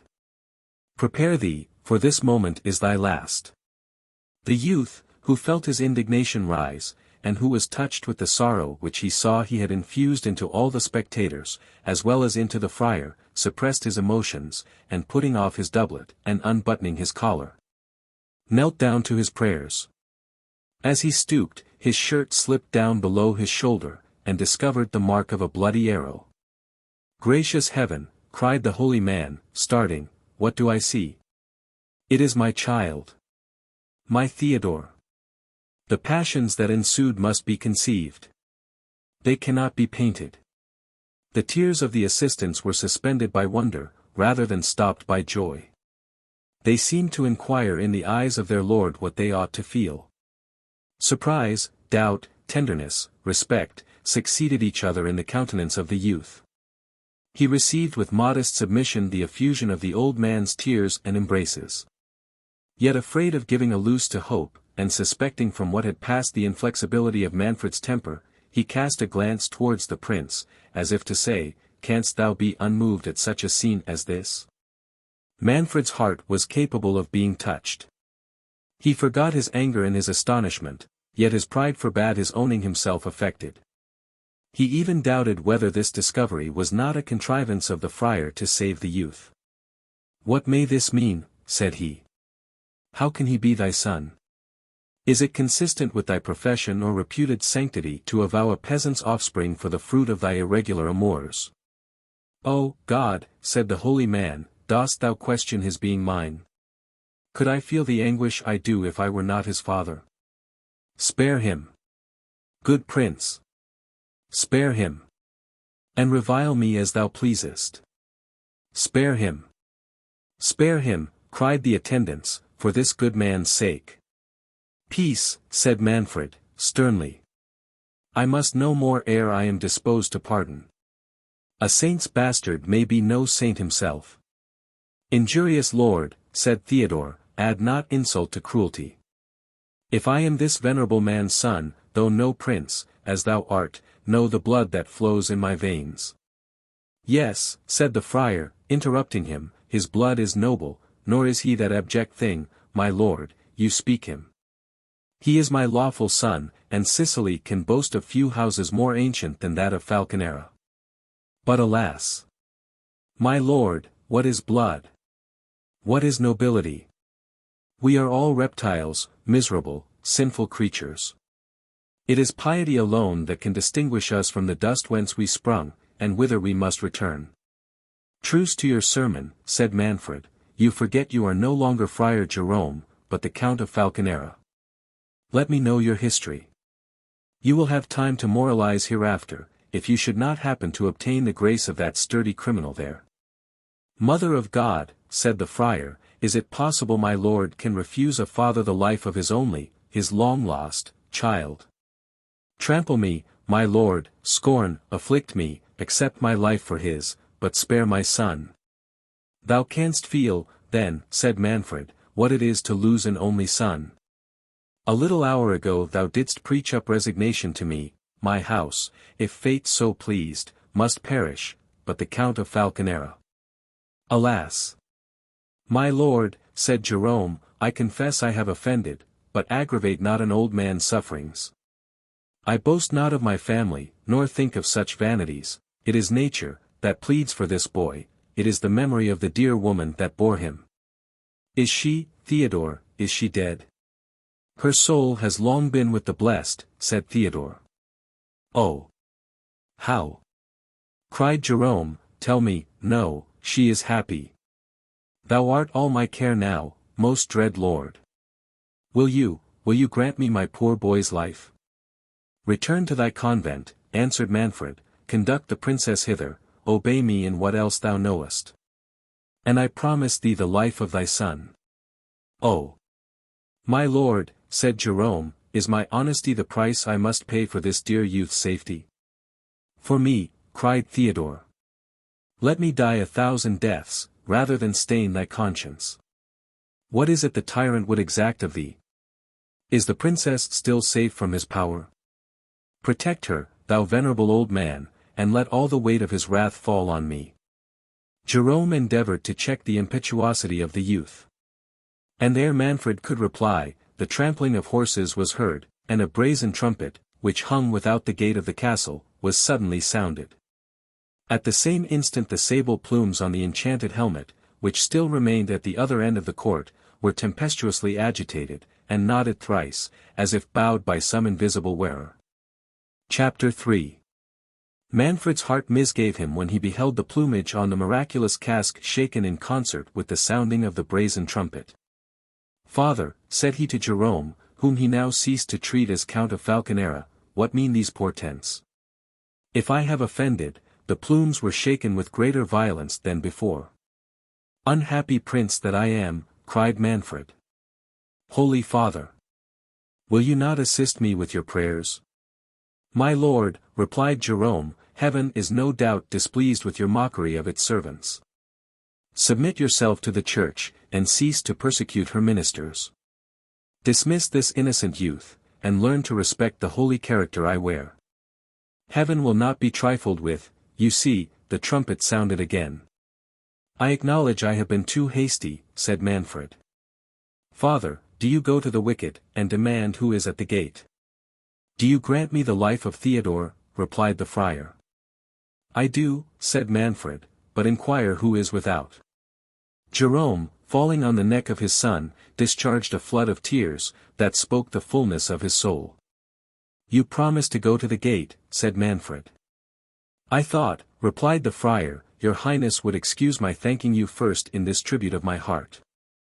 "Go, dearest sir," said Theodore, "obey the prince. I do not deserve that you should delay his satisfaction for me." Jerome, inquiring who was without, was answered, "A herald." "From whom?" said he. "From the knight of the gigantic sabre," said the herald, "and I must speak with the usurper of Otranto." Jerome returned to the prince, and did not fail to repeat the message in the very words it had been uttered. The first sound struck Manfred with terror, but when he heard himself styled usurper, his rage rekindled, and all his courage revived. "Usurper, insolent villain," cried he, "who dares to question my title? Retire, father, this is no business for monks, I will meet this presumptuous man myself. Go to your convent and prepare the princess's return. Your son shall be a hostage for your fidelity, his life depends on your obedience." "Good heaven! My lord," cried Jerome, "your highness did but this instant freely pardon my child, have you so soon forgot the interposition of heaven?" "Heaven," replied Manfred, "does not send heralds to question the title of a lawful prince. I doubt whether it even notifies its will through friars, but that is your affair, not mine. At present you know my pleasure. And it is not a saucy herald that shall save your son, if you do not return with the princess." It was in vain for the holy man to reply. Manfred commanded him to be conducted to the postern gate, and shut out from the castle. And he ordered some of his attendants to carry Theodore to the top of the Black Tower, and guard him strictly, scarce permitting the father and son to exchange a hasty embrace at parting. He then withdrew to the hall, and seating himself in princely state, ordered the herald to be admitted to his presence. "Well, thou insolent," said the prince, "what wouldst thou with me?" "I come," replied he, "to thee, Manfred, usurper of the principality of Otranto, from the renowned and invincible knight, the knight of the gigantic sabre, in the name of his lord, Frederick, Marquis of Vicenza, he demands the Lady Isabella, daughter of that prince, whom thou hast basely and traitorously got into thy power, by bribing her false guardians during his absence. And he requires thee to resign the principality of Otranto, which thou hast usurped from the said Lord Frederick, the nearest of blood to the last rightful lord, Alfonso the Good. If thou dost not instantly comply with these just demands, he defies thee to single combat to the last extremity." And so saying the herald cast down his warder. "And where is this braggart who sends thee?" said Manfred. "At the distance of a league," said the herald, "he comes to make good his lord's claim against thee, as he is a true knight, and thou an usurper and ravisher." Injurious as this challenge was, Manfred reflected that it was not his interest to provoke the Marquis. He knew how well founded the claim of Frederick was, nor was this the first time he had heard of it. Frederick's ancestors had assumed the style of princes of Otranto, from the death of Alfonso the Good without issue, but Manfred, his father, and grandfather, had been too powerful for the house of Vicenza to dispossess them. Frederick, a martial and amorous young prince, had married a beautiful young lady, of whom he was enamored, and who had died in childbed of Isabella. Her death affected him so much that he had taken the cross and gone to the Holy Land, where he was wounded in an engagement against the infidels, made prisoner, and reported to be dead. When the news reached Manfred's ears, he bribed the guardians of the Lady Isabella to deliver her up to him as a bride for his son Conrad, by which alliance he had proposed to unite the claims of the two houses. This motive, on Conrad's death, had cooperated to make him so suddenly resolve on espousing her himself, and the same reflection determined him now to endeavor at obtaining the consent of Frederick to this marriage. A like policy inspired him with the thought of inviting Frederick's champion into the castle, lest he should be informed of Isabella's flight, which he strictly enjoined his domestics not to disclose to any of the knight's retinue. "Herald," said Manfred, as soon as he had digested these reflections, "return to thy master, and tell him, ere we liquidate our differences by the sword, Manfred would hold some converse with him. Bid him welcome to my castle, where by my faith, as I am a true knight, he shall have courteous reception, and full security for himself and followers. If we cannot adjust our quarrel by amicable means, I swear he shall depart in safety, and shall have full satisfaction according to the laws of arms, so help me God and his Holy Trinity. The herald made 3 obeisances and retired. During this interview Jerome's mind was agitated by 1,000 contrary passions. He trembled for the life of his son, and his first thought was to persuade Isabella to return to the castle. Yet he was scarce less alarmed at the thought of her union with Manfred. He dreaded Hippolyta's unbounded submission to the will of her lord. And though he did not doubt but he could alarm her piety not to consent to a divorce, if he could get access to her, yet should Manfred discover that the obstruction came from him, it might be equally fatal to Theodore. He was impatient to know whence came the herald, who with so little management had questioned the title of Manfred, yet he did not dare absent himself from the convent, lest Isabella should leave it and her flight be imputed to him. He returned disconsolately to the monastery, uncertain on what conduct to resolve. A monk, who met him in the porch and observed his melancholy air, said, "Alas! Brother, is it then true that we have lost our excellent Princess Hippolyta?" The holy man started, and cried, "What meanest thou, brother?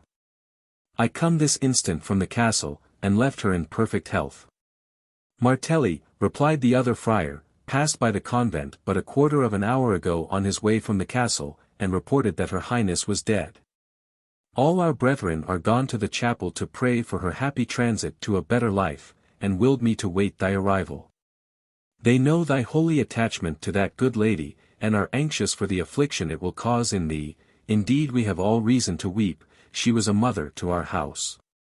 But this life is but a pilgrimage. We must not murmur, we shall all follow her.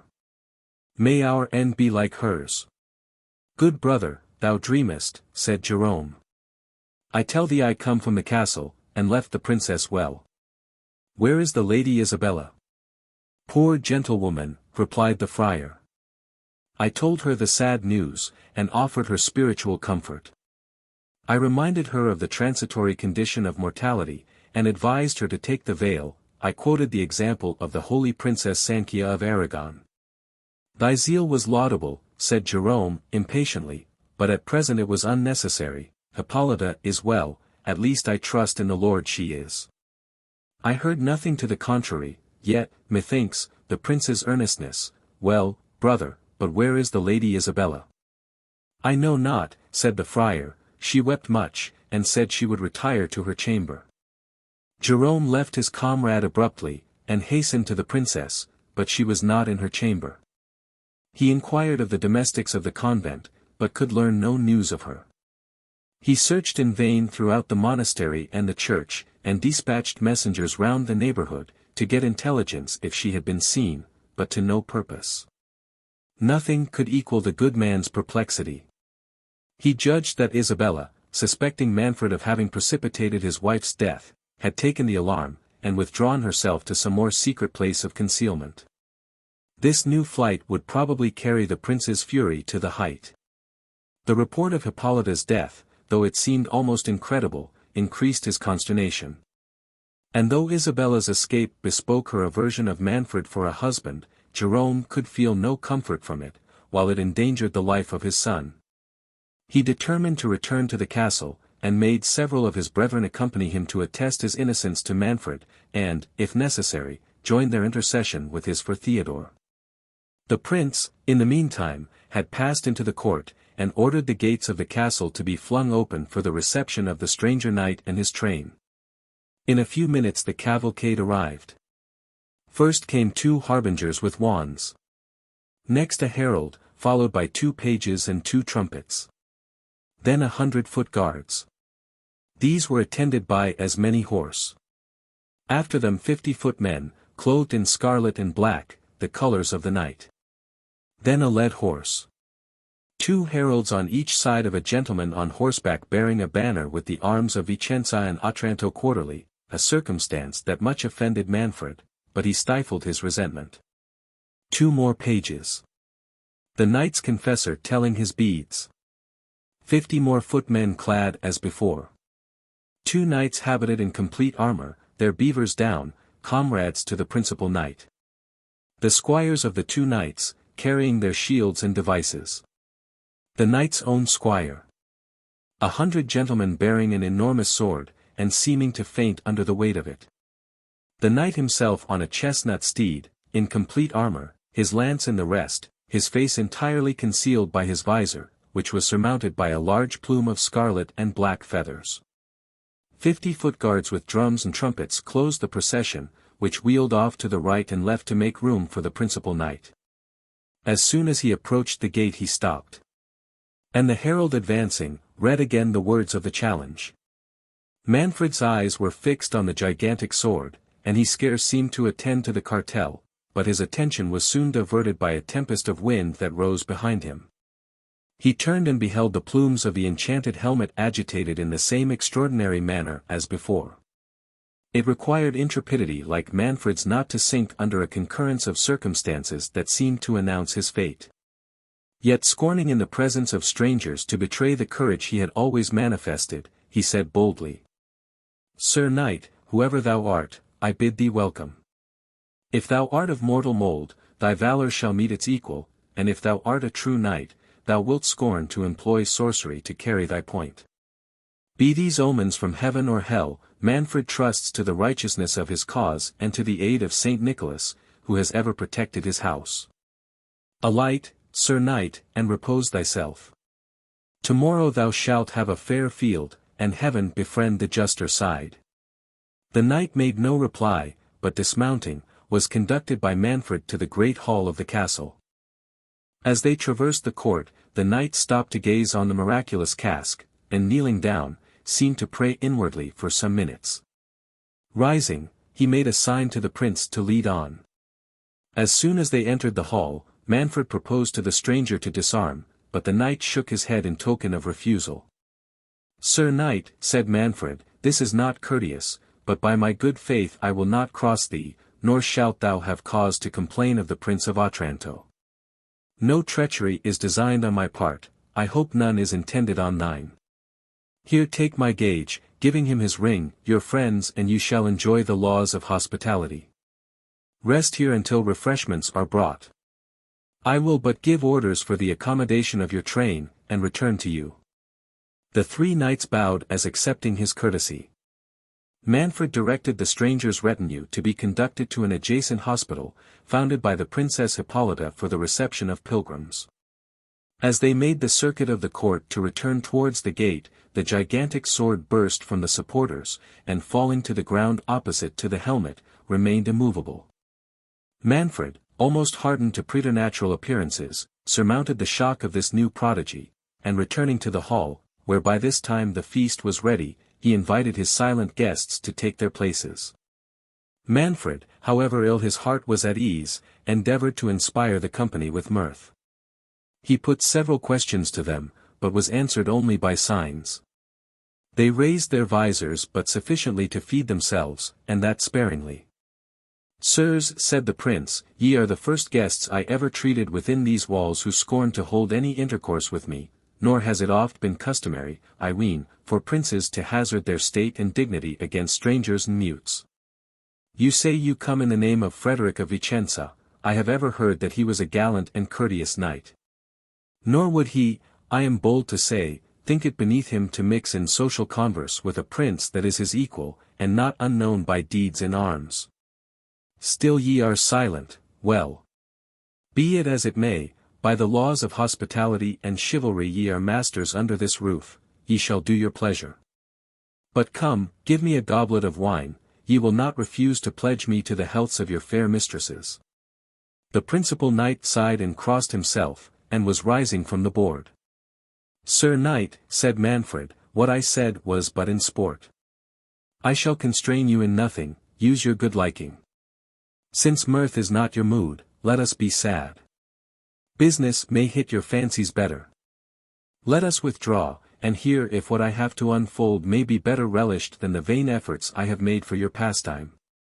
Manfred then conducting the 3 knights into an inner chamber, shut the door, and inviting them to be seated, began thus, addressing himself to the chief personage. "You come, Sir Knight, as I understand, in the name of the Marquis of Vicenza, to redemand the Lady Isabella, his daughter, who has been contracted in the face of Holy Church to my son, by the consent of her legal guardians. And to require me to resign my dominions to your lord, who gives himself for the nearest of blood to Prince Alfonso, whose soul God rest. I shall speak to the latter article of your demands first. You must know, your lord knows, that I enjoy the Principality of Otranto from my father, Don Manuel, as he received it from his father, Don Ricardo. Alfonso, their predecessor, dying childless in the Holy Land, bequeathed his estates to my grandfather, Don Ricardo, in consideration of his faithful services." The stranger shook his head.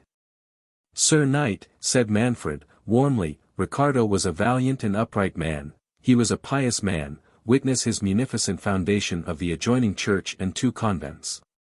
He was peculiarly patronized by St. Nicholas. My grandfather was incapable, I say, sir, Don Ricardo was incapable, excuse me, your interruption has disordered me. I venerate the memory of my grandfather.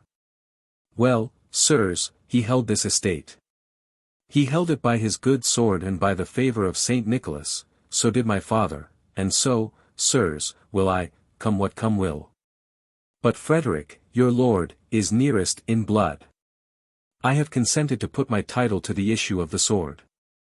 Does that imply a vicious title? I might have asked, where is Frederick your lord? Report speaks him dead in captivity.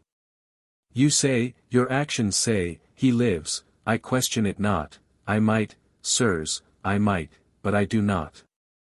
Other princes would bid Frederick take his inheritance by force, if he can, they would not stake their dignity on a single combat, they would not submit it to the decision of unknown mutes. Pardon me, gentlemen, I am too warm, but suppose yourselves in my situation, as ye are stout knights, would it not move your choler to have your own and the honor of your ancestors called in question? But to the point. Ye require me to deliver up the Lady Isabella. Sirs, I must ask if ye are authorized to receive her. The knight nodded. Receive her, continued Manfred. Well, you are authorized to receive her, but, gentle knight, may I ask if you have full powers? The knight nodded. 'Tis well, said Manfred, then hear what I have to offer. Ye see, gentlemen, before you, the most unhappy of men. He began to weep, afford me your compassion, I am entitled to it, indeed I am. No, I have lost my only hope, my joy, the support of my house, Conrad died yestermorning. The knights discovered signs of surprise. Yes, sirs, fate has disposed of my son.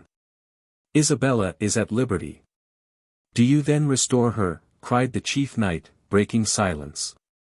Afford me your patience, said Manfred. I rejoice to find, by this testimony of your goodwill, that this matter may be adjusted without blood. It is no interest of mine dictates what little I have farther to say. Ye behold in me a man disgusted with the world, the loss of my son has weaned me from earthly cares. Power and greatness have no longer any charms in my eyes. I wish to transmit the scepter I had received from my ancestors with honor to my son, but that is over. Life itself is so indifferent to me, that I accepted your defiance with joy. A good knight cannot go to the grave with more satisfaction than when falling in his vocation, whatever is the will of heaven, I submit, for alas. Sirs, I am a man of many sorrows.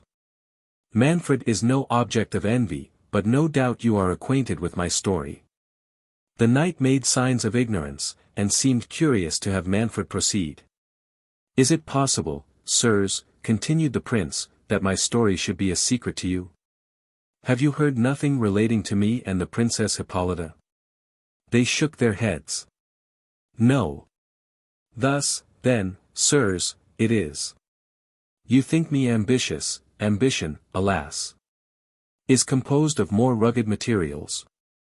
If I were ambitious, I should not for so many years have been a prey to all the hell of conscientious scruples. But I weary your patience, I will be brief. Know, then, that I have long been troubled in mind on my union with the Princess Hippolyta. Oh! Sirs, if ye were acquainted with that excellent woman. If ye knew that I adore her like a mistress, and cherish her as a friend, but man was not born for perfect happiness. She shares my scruples, and with her consent I have brought this matter before the Church, for we are related within the forbidden degrees. I expect every hour the definitive sentence that must separate us for ever. I am sure you feel for me, I see you do, pardon these tears. The knights gazed on each other, wondering where this would end. Manfred continued. The death of my son betiding while my soul was under this anxiety, I thought of nothing but resigning my dominions, and retiring for ever from the sight of mankind. My only difficulty was to fix on a successor, who would be tender of my people, and to dispose of the Lady Isabella, who is dear to me as my own blood. I was willing to restore the line of Alfonso, even in his most distant kindred. And though, pardon me, I am satisfied it was his will that Ricardo's lineage should take place of his own relations, yet where was I to search for those relations? I knew of none but Frederick, your lord. He was a captive to the infidels, or dead. And were he living, and at home, would he quit the flourishing state of Vicenza for the inconsiderable principality of Otranto? If he would not, could I bear the thought of seeing a hard, unfeeling, viceroy set over my poor faithful people? For, sirs, I love my people, and thank heaven am beloved by them. But ye will ask whither tends this long discourse. Briefly, then, thus, sirs. Heaven in your arrival seems to point out a remedy for these difficulties and my misfortunes. The Lady Isabella is at liberty, I shall soon be so. I would submit to anything for the good of my people. Were it not the best, the only way to extinguish the feuds between our families, if I was to take the Lady Isabella to wife? You start. But though Hippolyta's virtues will ever be dear to me, a prince must not consider himself, he is born for his people. A servant at that instant entering the chamber apprised Manfred that Jerome and several of his brethren demanded immediate access to him. The prince, provoked at this interruption, and fearing that the friar would discover to the strangers that Isabella had taken sanctuary, was going to forbid Jerome's entrance. But recollecting that he was certainly arrived to notify the princess's return, Manfred began to excuse himself to the knights for leaving them for a few moments, but was prevented by the arrival of the friars. Manfred angrily reprimanded them for their intrusion, and would have forced them back from the chamber, but Jerome was too much agitated to be repulsed. He declared aloud the flight of Isabella, with protestations of his own innocence.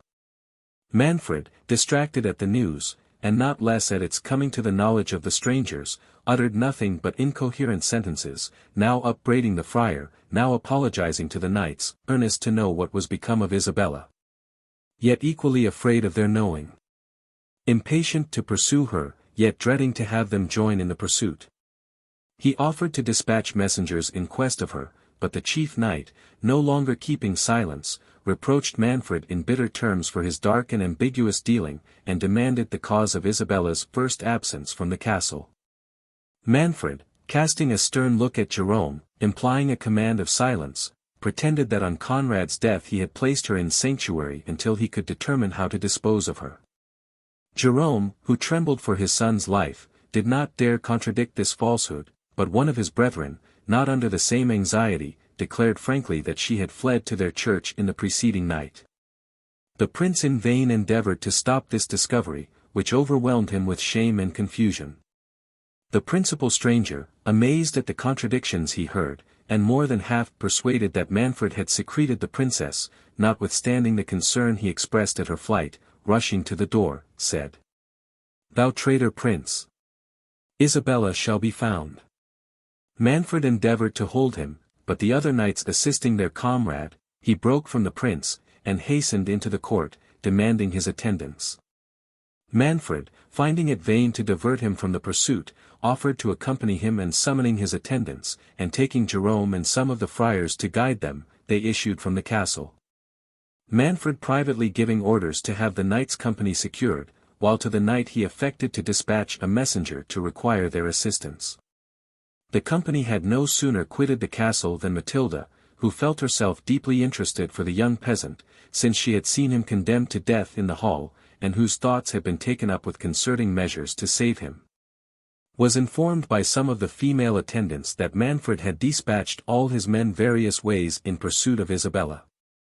He had in his hurry given this order in general terms, not meaning to extend it to the guard he had set upon Theodore, but forgetting it. The domestics, officious to obey so peremptory a prince, and urged by their own curiosity and love of novelty to join in any precipitate chase, had to a man left the castle.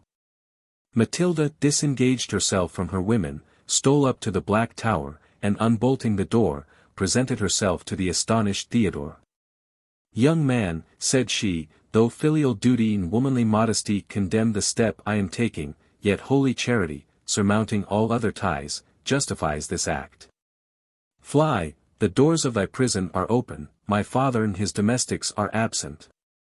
But they may soon return. Be gone in safety, and may the angels of heaven direct thy course." "Thou art surely one of those angels," said the enraptured Theodore, "none but a blessed saint could speak, could act, could look, like thee. May I not know the name of my divine protectress? Methought thou namedst thy father. Is it possible? Can Manfred's blood feel holy pity? Lovely lady, thou answerest not. But how art thou here thyself? Why dost thou neglect thy own safety, and waste a thought on a wretch like Theodore? Let us fly together, the life thou bestowest shall be dedicated to thy defense." "Alas! Thou mistakest," said Matilda, sighing, "I am Manfred's daughter, but no dangers await me." "Amazement," said Theodore, "but last night I blessed myself for yielding thee the service thy gracious compassion so charitably returns me now." "Still thou art in an error," said the princess, "but this is no time for explanation. Fly, virtuous youth, while it is in my power to save thee. Should my father return, thou and I both should indeed have cause to tremble." "How?" said Theodore. "Thinkest thou, charming maid, that I will accept of life at the hazard of aught calamitous to thee? Better I endured 1,000 deaths." "I run no risk," said Matilda, "but by thy delay. Depart, it cannot be known that I have assisted thy flight." "Swear by the saints above," said Theodore, "that thou canst not be suspected, else here I vow to await whatever can befall me." "Oh! Thou art too generous," said Matilda, "but rest assured that no suspicion can alight on me." "Give me thy beauteous hand in token that thou dost not deceive me," said Theodore, "and let me bathe it with the warm tears of gratitude." "Forbear," said the princess, "this must not be." "Alas!" said Theodore, "I have never known but calamity until this hour, perhaps shall never know other fortune again. Suffer the chaste raptures of holy gratitude, 'tis my soul would print its effusions on thy hand." "Forbear, and be gone," said Matilda. "How would Isabella approve of seeing thee at my feet?" "Who is Isabella?" said the young man with surprise. "Ah, me! I fear," said the princess, "I am serving a deceitful one. Hast thou forgot thy curiosity this morning? Thy looks, thy actions, all thy beauteous self seem an emanation of divinity," said Theodore, "but thy words are dark and mysterious. Speak, lady, speak to thy servant's comprehension." "Thou understandest but too well," said Matilda. "But once more I command thee to be gone, thy blood, which I may preserve, will be on my head, if I waste the time in vain discourse." "I go, lady," said Theodore, "because it is thy will, and because I would not bring the grey hairs of my father with sorrow to the grave. Say but, adored lady, that I have thy gentle pity." "Stay," said Matilda. "I will conduct thee to the subterraneous vault by which Isabella escaped. It will lead thee to the church of St. Nicholas, where thou mayst take sanctuary." "What?" said Theodore, "was it another, and not thy lovely self that I assisted to find the subterraneous passage?" "It was," said Matilda, "but ask no more, I tremble to see thee still abide here. Fly to the sanctuary." "To sanctuary," said Theodore. "No, princess, sanctuaries are for helpless damsels, or for criminals. Theodore's soul is free from guilt, nor will wear the appearance of it. Give me a sword, lady, and thy father shall learn that Theodore scorns an ignominious flight. Rash youth, said Matilda, thou wouldst not dare to lift thy presumptuous arm against the Prince of Otranto. Not against thy father, indeed, I dare not, said Theodore. Excuse me, lady, I had forgotten. But could I gaze on thee, and remember thou art sprung from the tyrant Manfred? But he is thy father, and from this moment my injuries are buried in oblivion. A deep and hollow groan, which seemed to come from above, startled the princess and Theodore. Good heaven! We are overheard, said the princess. They listened, but perceiving no further noise, they both concluded it the effect of pent-up vapors. And the princess, preceding Theodore softly, carried him to her father's armory, where, equipping him with a complete suit, he was conducted by Matilda to the postern gate. Avoid the town, said the princess, and all the western side of the castle. 'Tis there the search must be making by Manfred and the strangers, but hie thee to the opposite quarter. Yonder behind that forest to the east is a chain of rocks, hollowed into a labyrinth of caverns that reach to the sea coast. There thou mayst lie concealed, till thou canst make signs to some vessel to put on shore, and take thee off. Go. Heaven be thy guide, and sometimes in thy prayers remember, Matilda. Theodore flung himself at her feet, and seizing her lily hand, which with struggles she suffered him to kiss, he vowed on the earliest opportunity to get himself knighted, and fervently entreated her permission to swear himself eternally her knight. Ere the princess could reply, a clap of thunder was suddenly heard that shook the battlements. Theodore, regardless of the tempest, would have urged his suit, but the princess, dismayed, retreated hastily into the castle, and commanded the youth to be gone with an air that would not be disobeyed. He sighed, and retired, but with eyes fixed on the gate, until Matilda, closing it, put an end to an interview, in which the hearts of both had drunk so deeply of a passion, which both now tasted for the first time. Theodore went pensively to the convent, to acquaint his father with his deliverance. There he learned the absence of Jerome, and the pursuit that was making after the Lady Isabella, with some particulars of whose story he now first became acquainted. The generous gallantry of his nature prompted him to wish to assist her. But the monks could lend him no lights to guess at the route she had taken. He was not tempted to wander far in search of her, for the idea of Matilda had imprinted itself so strongly on his heart, that he could not bear to absent himself at much distance from her abode. The tenderness Jerome had expressed for him concurred to confirm this reluctance, and he even persuaded himself that filial affection was the chief cause of his hovering between the castle and monastery. Until Jerome should return at night, Theodore at length determined to repair to the forest that Matilda had pointed out to him. Arriving there, he sought the gloomiest shades, as best suited to the pleasing melancholy that reigned in his mind. In this mood he roved insensibly to the caves which had formerly served as a retreat to hermits, and were now reported round the country to be haunted by evil spirits. He recollected to have heard this tradition. And being of a brave and adventurous disposition, he willingly indulged his curiosity in exploring the secret recesses of this labyrinth. He had not penetrated far before he thought he heard the steps of some person who seemed to retreat before him. Theodore, though firmly grounded in all our holy faith enjoins to be believed, had no apprehension that good men were abandoned without cause to the malice of the powers of darkness. He thought the place more likely to be infested by robbers than by those infernal agents who are reported to molest and bewilder travelers. He had long burned with impatience to approve his valor. Drawing his saber, he marched sedately onwards, still directing his steps as the imperfect rustling sound before him led the way. The armor he wore was a like indication to the person who avoided him. Theodore, now convinced that he was not mistaken, redoubled his pace, and evidently gained on the person that fled, whose haste increasing, Theodore came up just as a woman fell breathless before him. He hasted to raise her, but her terror was so great that he apprehended she would faint in his arms. He used every gentle word to dispel her alarms, and assured her that far from injuring, he would defend her at the peril of his life. The lady, recovering her spirits from his courteous demeanor, and gazing on her protector, said, "Sure, I have heard that voice before.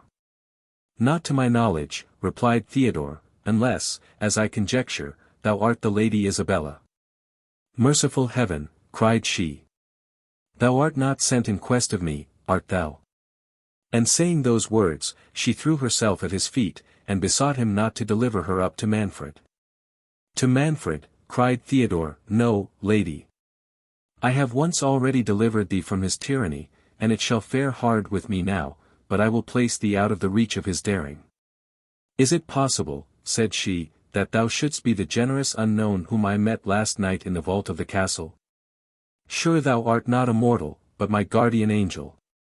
On my knees, let me thank. Hold. Gentle princess, said Theodore, nor demean thyself before a poor and friendless young man. If heaven has selected me for thy deliverer, it will accomplish its work, and strengthen my arm in thy cause.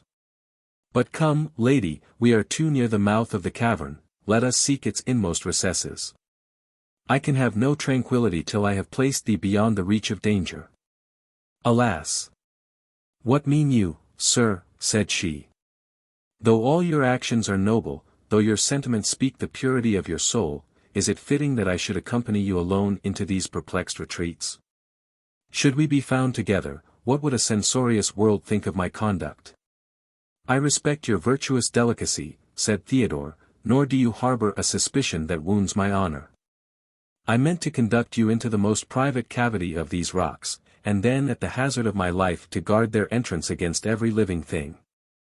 Besides, lady, continued he, drawing a deep sigh, beauteous and all-perfect as your form is, and though my wishes are not guiltless of aspiring, no, my soul is dedicated to another.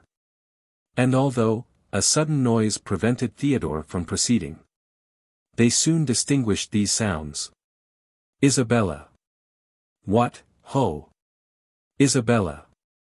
The trembling princess relapsed into her former agony of fear. Theodore endeavored to encourage her, but in vain. He assured her he would die rather than suffer her to return under Manfred's power, and begging her to remain concealed, he went forth to prevent the person in search of her from approaching. At the mouth of the cavern he found an armed knight, discoursing with a peasant, who assured him he had seen a lady enter the passes of the rock. The knight was preparing to seek her, when Theodore, placing himself in his way, with his sword drawn, sternly forbade him at his peril to advance. And who art thou, who darest to cross my way, said the knight, haughtily. One who does not dare more than he will perform, said Theodore. I seek the Lady Isabella, said the knight, and understand she has taken refuge among these rocks. Impede me not, or thou wilt repent having provoked my resentment. Thy purpose is as odious as thy resentment is contemptible, said Theodore. Return whence thou camest, or we shall soon know whose resentment is most terrible. The stranger, who was the principal knight that had arrived from the Marquis of Vicenza, had galloped from Manfred as he was busied in getting information of the princess, and giving various orders to prevent her falling into the power of the three knights. Their chief had suspected Manfred of being privy to the princess's absconding, and this insult from a man, who he concluded was stationed by that prince to secrete her, confirming his suspicions, he made no reply. But discharging a blow with his saber at Theodore, would soon have removed all obstruction, if Theodore, who took him for one of Manfred's captains, and who had no sooner given the provocation than prepared to support it, had not received the stroke on his shield. The valor that had so long been smothered in his breast broke forth at once, he rushed impetuously on the knight, whose pride and wrath were not less powerful incentives to hardy deeds. The combat was furious, but not long.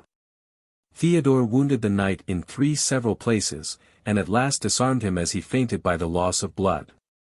The peasant, who had fled on the first onset, had given the alarm to some of Manfred's domestics, who, by his orders, were dispersed through the forest in pursuit of Isabella.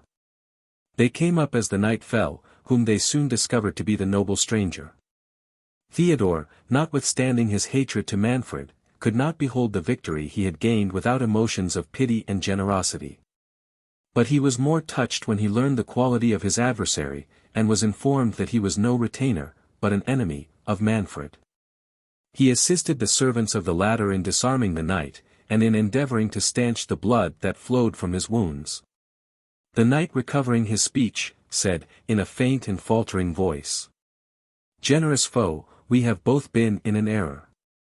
I took thee for an instrument of the tyrant, I perceive thou hast made the like mistake. It is too late for excuses. I faint. If Isabella is at hand, call her, I have important secrets to." "He is dying," said one of the attendants. "Has nobody a crucifix about them?" "Andrea, do thou pray over him." "Fetch some water," said Theodore, "and pour it down his throat, while I hasten to the princess." Saying this, he flew to Isabella, and in few words told her modestly that he had been so unfortunate by mistake as to wound a gentleman from her father's court, who wished, ere he died, to impart something of consequence to her. The princess, who had been transported at hearing the voice of Theodore, as he called to her to come forth, was astonished at what she heard. Suffering herself to be conducted by Theodore, the new proof of whose valor recalled her dispersed spirits, she came where the bleeding knight lay speechless on the ground. But her fears returned when she beheld the domestics of Manfred. She would again have fled if Theodore had not made her observe that they were unarmed, and had not threatened them with instant death if they should dare to seize the princess. The stranger, opening his eyes, and beholding a woman, said, "Art thou, pray tell me truly, art thou Isabella of Vicenza?" "I am," said she. "Good heaven restore thee." Then thou, said the knight, struggling for utterance, "sayest, thy father." "Give me one." Oh! Amazement! Horror! "What do I hear? What do I see?" cried Isabella. "My father! You my father! How came you here, sir? For heaven's sake, speak! Oh! Run for help, or he will expire." "'Tis most true," said the wounded knight, exerting all his force, "I am Frederick thy father. Yes, I came to deliver thee. It will not be. Give me a parting kiss, and take."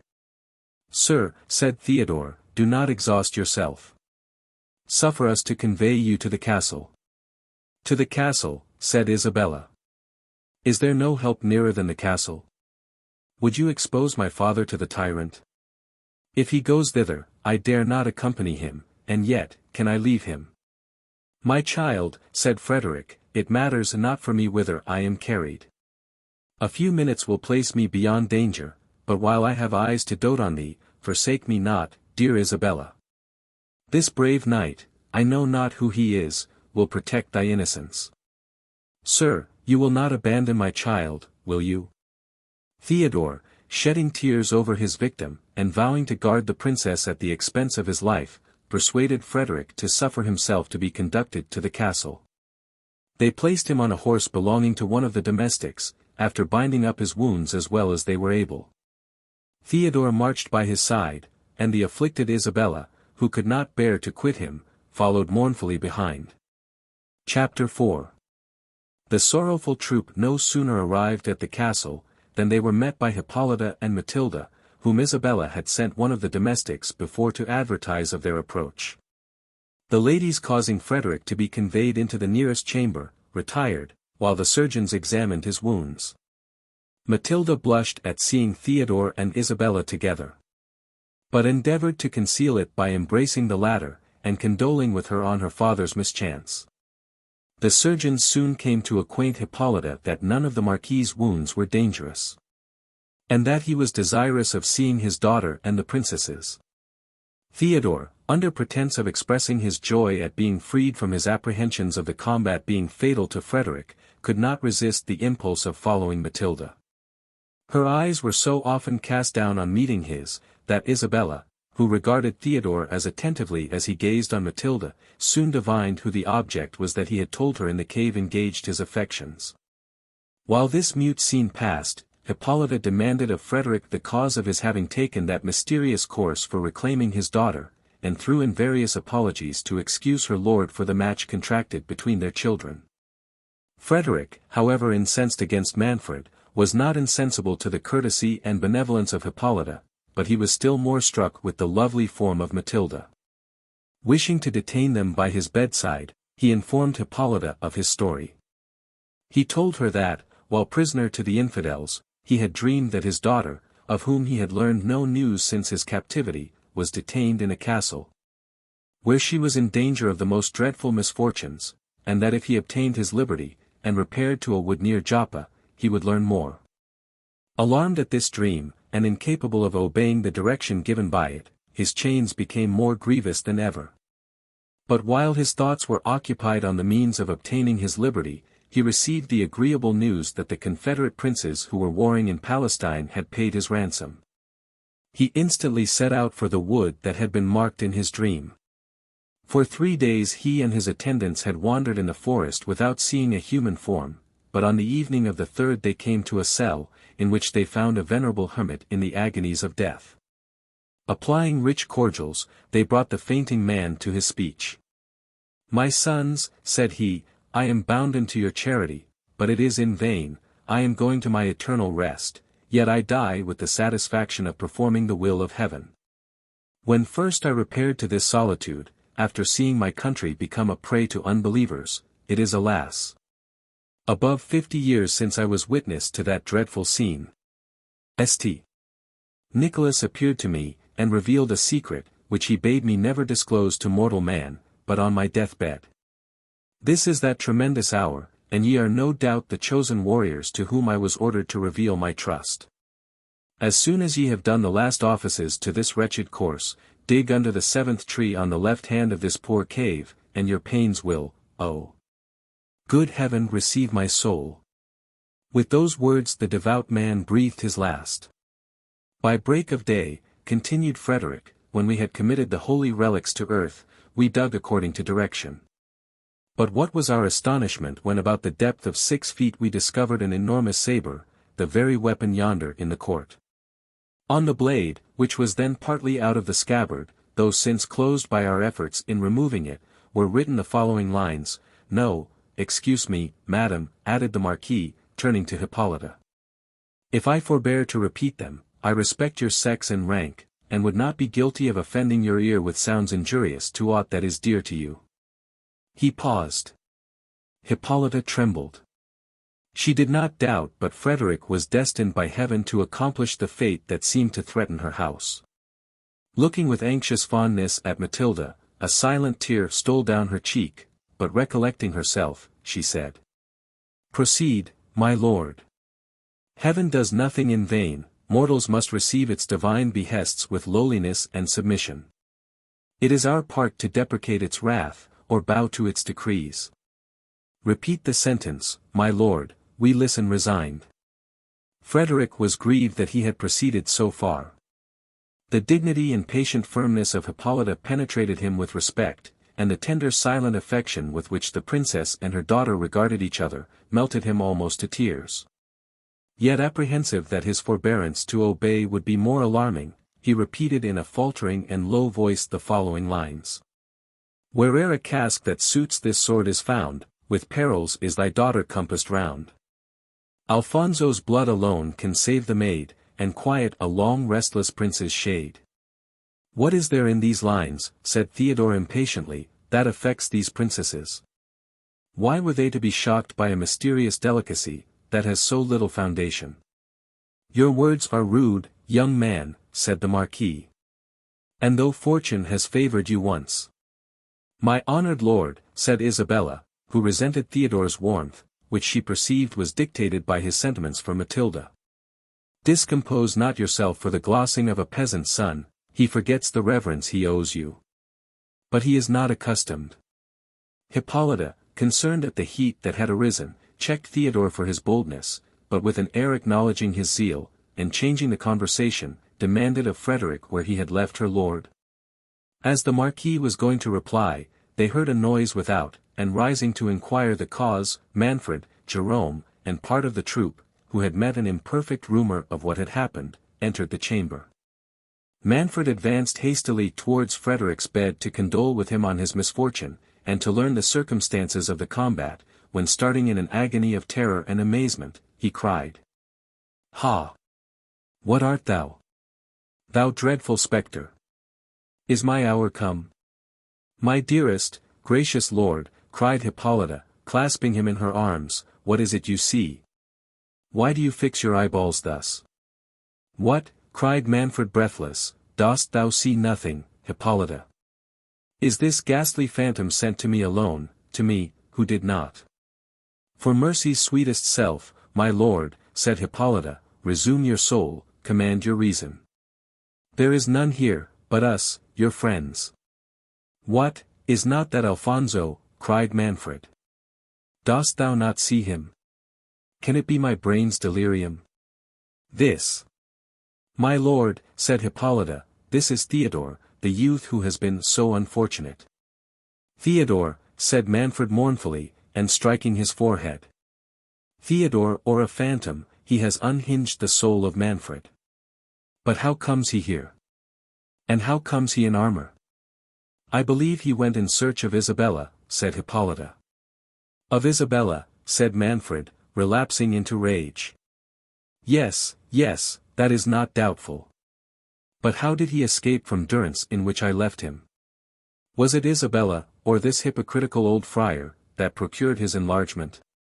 And would a parent be criminal, my lord, said Theodore, if he meditated the deliverance of his child?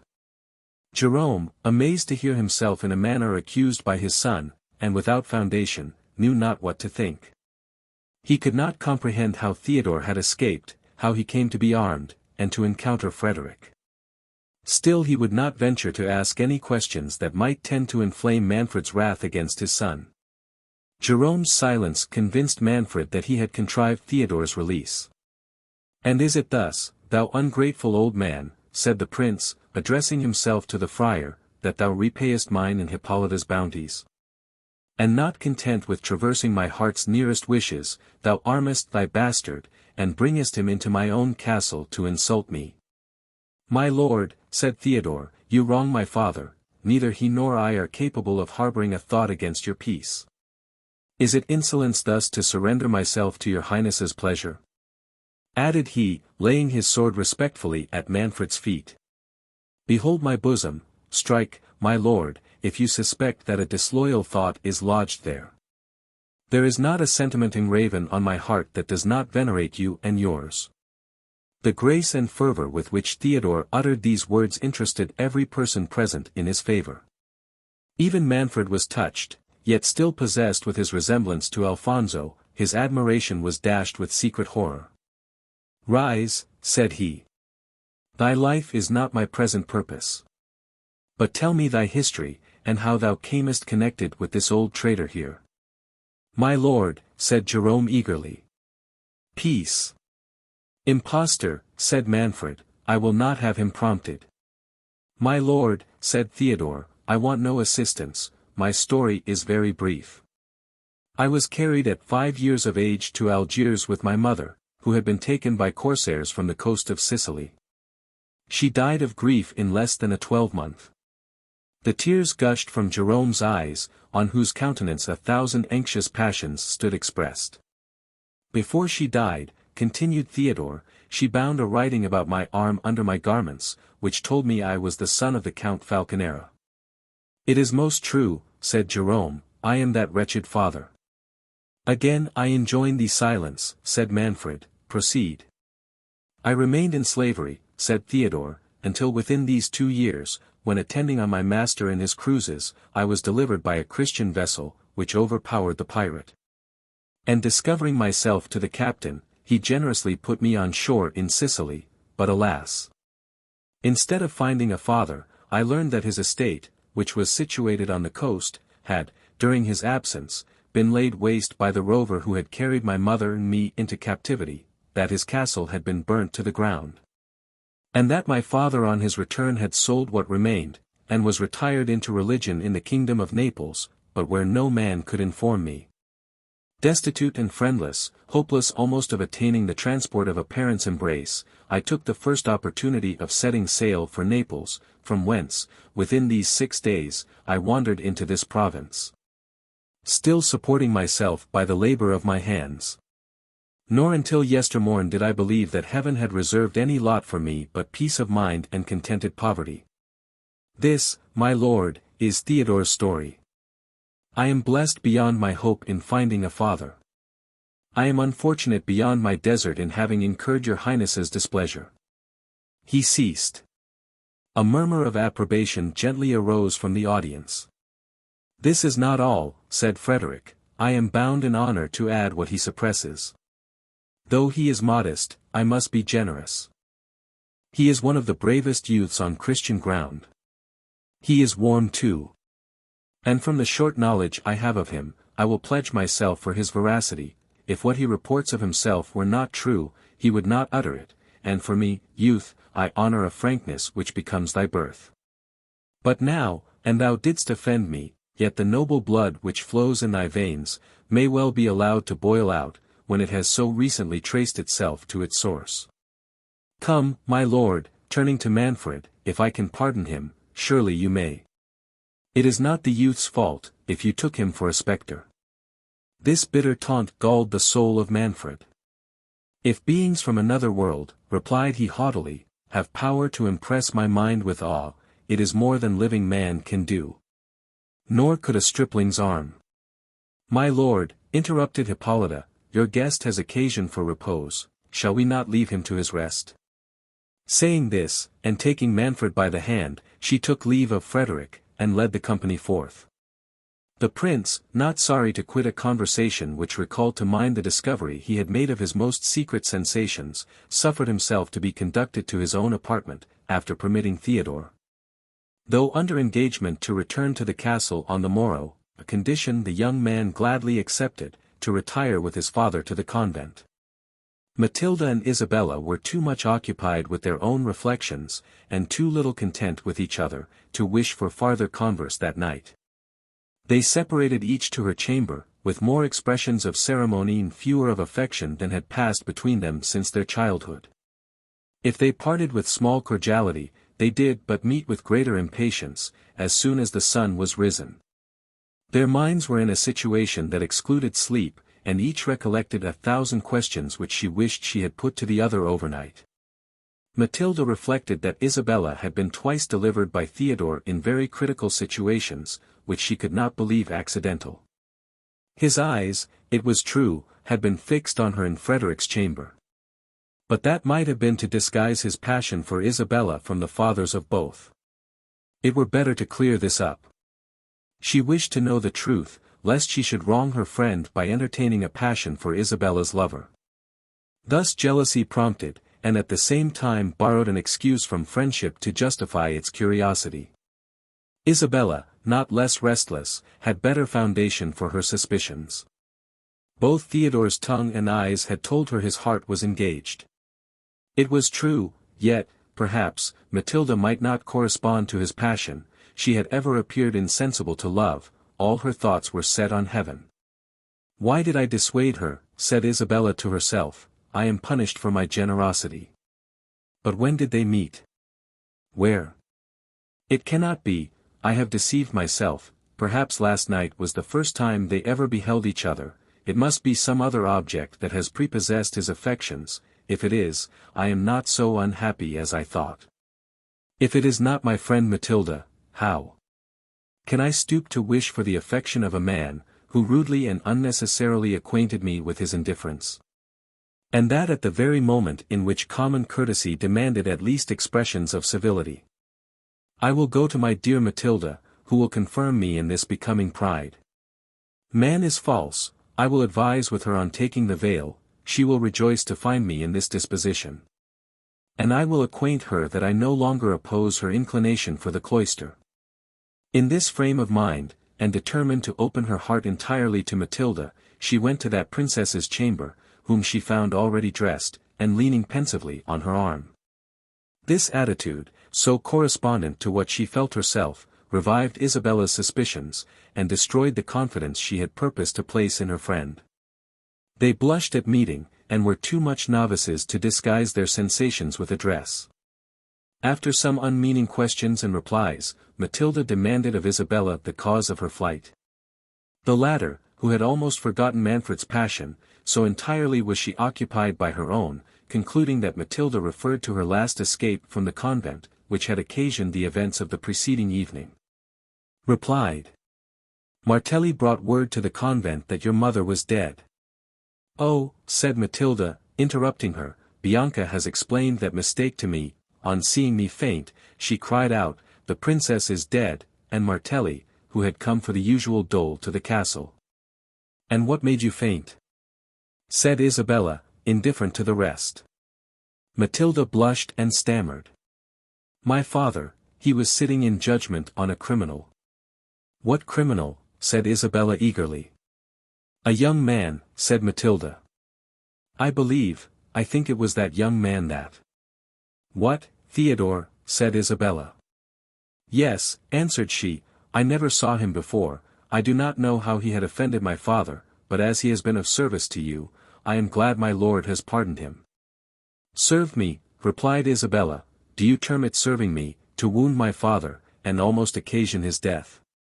Though it is but since yesterday that I am blessed with knowing a parent, I hope Matilda does not think I am such a stranger to filial tenderness as not to resent the boldness of that audacious youth. And that it is impossible for me ever to feel any affection for one who dared to lift his arm against the author of my being. No, Matilda, my heart abhors him, and if you still retain the friendship for me that you have vowed from your infancy, you will detest a man who has been on the point of making me miserable forever. Matilda held down her head and replied, I hope my dearest Isabella does not doubt her Matilda's friendship, I never beheld that youth until yesterday. He is almost a stranger to me, but as the surgeons have pronounced your father out of danger, you ought not to harbor uncharitable resentment against one, who I am persuaded did not know the Marquis was related to you. You plead his cause very pathetically, said Isabella, considering he is so much a stranger to you. I am mistaken, or he returns your charity. What mean you? Said Matilda. Nothing, said Isabella, repenting that she had given Matilda a hint of Theodore's inclination for her. Then changing the discourse, she asked Matilda what occasioned Manfred to take Theodore for a spectre. Bless me, said Matilda, did not you observe his extreme resemblance to the portrait of Alfonso in the gallery? I took notice of it to Bianca even before I saw him in armor, but with the helmet on, he is the very image of that picture. I do not much observe pictures, said Isabella, much less have I examined this young man so attentively as you seem to have done. Ah! Matilda, your heart is in danger, but let me warn you as a friend, he has owned to me that he is in love. It cannot be with you, for yesterday was the first time you ever met, was it not? Certainly, replied Matilda. But why does my dearest Isabella conclude from anything I have said, that, she paused, then continuing, he saw you first, and I am far from having the vanity to think that my little portion of charms could engage a heart devoted to you. May you be happy, Isabella, whatever is the fate of Matilda. My lovely friend, said Isabella, whose heart was too honest to resist a kind expression, it is you that Theodore admires, I saw it, I am persuaded of it. Nor shall a thought of my own happiness suffer me to interfere with yours. This frankness drew tears from the gentle Matilda. And jealousy that for a moment had raised a coolness between these amiable maidens soon gave way to the natural sincerity and candor of their souls. Each confessed to the other the impression that Theodore had made on her. And this confidence was followed by a struggle of generosity, each insisting on yielding her claim to her friend. At length the dignity of Isabella's virtue reminding her of the preference which Theodore had almost declared for her rival, made her determined to conquer her passion, and cede the beloved object to her friend. During this contest of amity, Hippolyta entered her daughter's chamber. Madam, said she to Isabella, you have so much tenderness for Matilda, and interest yourself so kindly in whatever affects our wretched house, that I can have no secrets with my child which are not proper for you to hear. The princesses were all attention and anxiety. Know then, madam, continued Hippolyta, and you my dearest Matilda, that being convinced by all the events of these 2 last ominous days, that heaven purposes the sceptre of Otranto should pass from Manfred's hands into those of the Marquis Frederick, I have been perhaps inspired with the thought of averting our total destruction by the union of our rival houses. With this view I have been proposing to Manfred, my lord, to tender this dear child to Frederick, your father. Me to Lord Frederick, cried Matilda, good heavens! My gracious mother, and have you named it to my father? I have, said Hippolyta. He listened benignly to my proposal, and is gone to break it to the Marquis. Ah! Wretched princess, cried Isabella, what hast thou done? What ruin has thy inadvertent goodness been preparing for thyself, for me, and for Matilda? Ruin from me to you and to my child, said Hippolyta. What can this mean? Alas! Said Isabella, the purity of your own heart prevents your seeing the depravity of others. Manfred, your lord, that impious man. Hold, said Hippolyta. You must not in my presence, young lady, mention Manfred with disrespect. He is my lord and husband, and will not long be so, said Isabella, if his wicked purposes can be carried into execution. This language amazes me, said Hippolyta. Your feeling, Isabella, is warm, but until this hour I never knew it betray you into intemperance. What deed of Manfred authorizes you to treat him as a murderer, an assassin? Thou virtuous, and too credulous princess, replied Isabella. It is not thy life he aims at, it is to separate himself from thee. To divorce thee. To divorce me. To divorce my mother, cried Hippolyta and Matilda at once. Yes, said Isabella. And to complete his crime, he meditates, I cannot speak it. What can surpass what thou hast already uttered, said Matilda. Hippolyta was silent. Grief choked her speech. And the recollection of Manfred's late ambiguous discourses confirmed what she heard. Excellent, dear lady. Madam. Mother, cried Isabella, flinging herself at Hippolyta's feet in a transport of passion. Trust me, believe me, I will die 1,000 deaths sooner than consent to injure you, than yield to so odious, oh. This is too much, cried Hippolyta. What crimes does one crime suggest? Rise, dear Isabella, I do not doubt your virtue. Oh! Matilda, this stroke is too heavy for thee. Weep not, my child, and not a murmur, I charge thee. Remember, he is thy father still. But you are my mother too, said Matilda fervently, and you are virtuous, you are guiltless, oh! Must not I complain? You must not, said Hippolyta. Come, all will yet be well. Manfred, in the agony for the loss of thy brother, knew not what he said. Perhaps Isabella misunderstood him. His heart is good, and, my child, thou knowest not all. There is a destiny hangs over us, the hand of Providence is stretched out, oh! Could I but save thee from the wreck! Yes, continued she in a firmer tone, perhaps the sacrifice of myself may atone for all. I will go and offer myself to this divorce, it boots not what becomes of me. I will withdraw into the neighboring monastery, and waste the remainder of life in prayers and tears for my child and, the prince. Thou art as much too good for this world, said Isabella, as Manfred is execrable. But think not, lady, that thy weakness shall determine for me. I swear, hear me all ye angels. Stop, I adjure thee, cried Hippolyta. Remember thou dost not depend on thyself, thou hast a father. My father is too pious, too noble, interrupted Isabella, to command an impious deed. But should he command it, can a father enjoin a cursed act? I was contracted to the son, can I wed the father? No, madam, no. Force should not drag me to Manfred's hated bed. I loathe him, I abhor him, divine and human laws forbid. And my friend, my dearest Matilda. Would I wound her tender soul by injuring her adored mother? My own mother, I never have known another. Oh! She is the mother of both, cried Matilda. Can we, Isabella, adore her too much? My lovely children, said the touched Hippolyta, your tenderness overpowers me, but I must not give way to it. It is not ours to make election for ourselves, heaven, our fathers, and our husbands must decide for us. Have patience until you hear what Manfred and Frederick have determined. If the Marquis accepts Matilda's hand, I know she will readily obey. Heaven may interpose and prevent the rest. What means my child, continued she, seeing Matilda fall at her feet with a flood of speechless tears, but no, answer me not, my daughter, I must not hear a word against the pleasure of thy father. Oh! Doubt not my obedience, my dreadful obedience to him and to you, said Matilda. But can I, most respected of women, can I experience all this tenderness, this world of goodness, and conceal a thought from the best of mothers?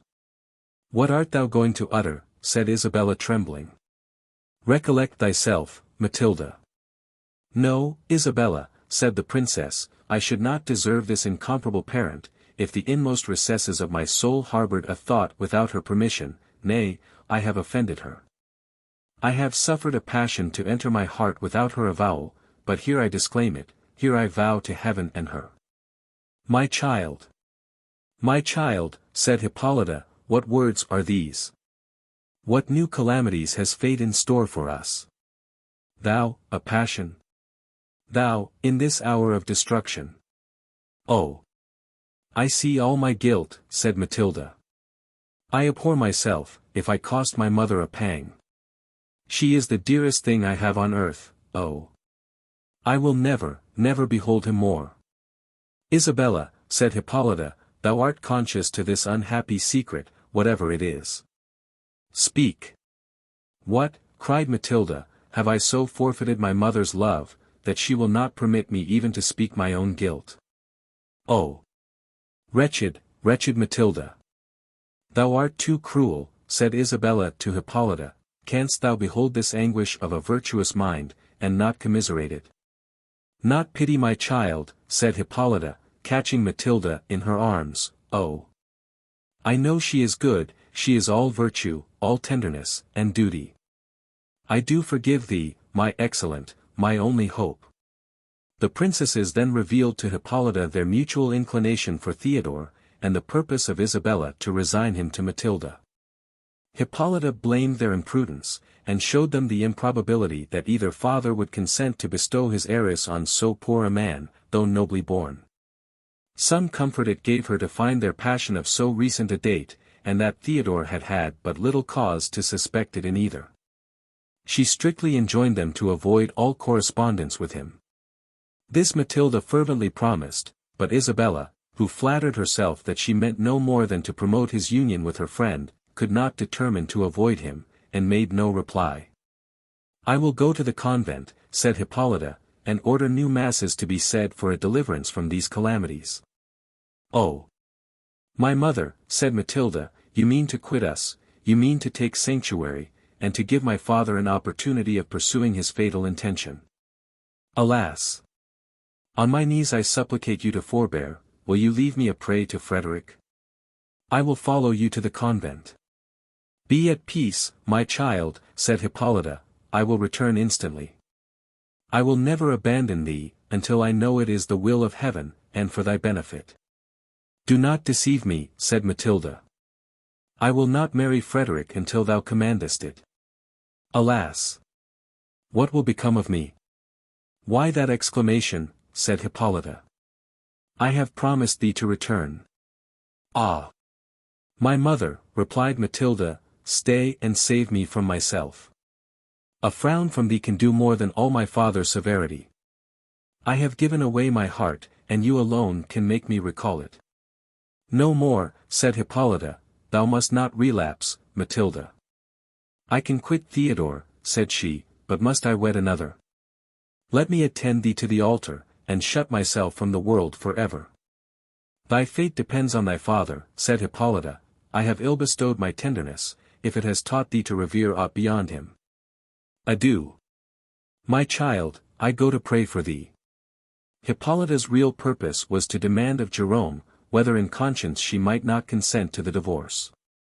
She had oft urged Manfred to resign the principality, which the delicacy of her conscience rendered an hourly burthen to her. These scruples concurred to make the separation from her husband appear less dreadful to her than it would have seemed in any other situation.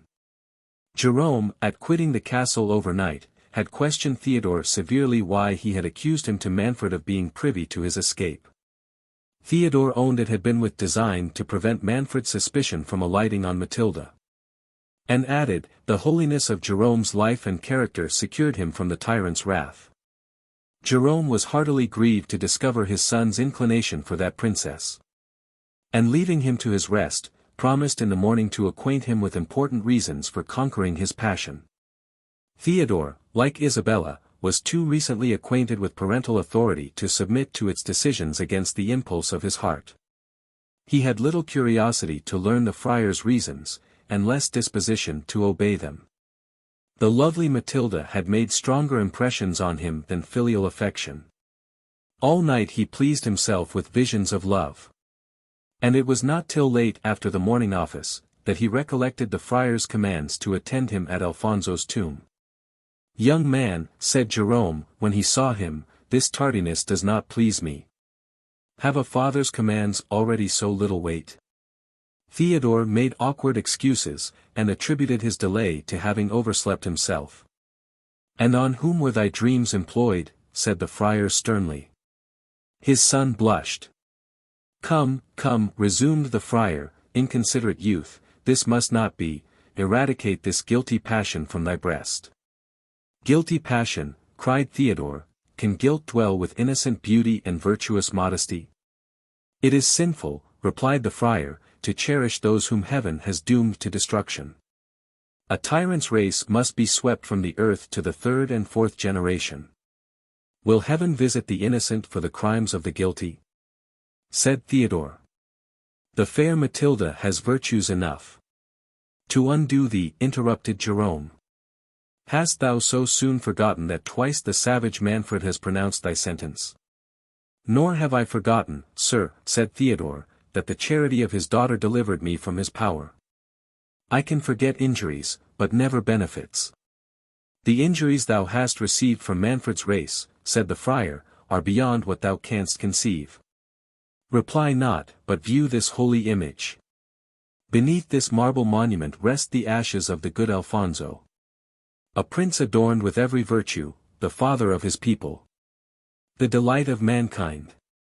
Kneel, headstrong boy, and list, while a father unfolds a tale of horror that will expel every sentiment from thy soul, but sensations of sacred vengeance, Alfonso.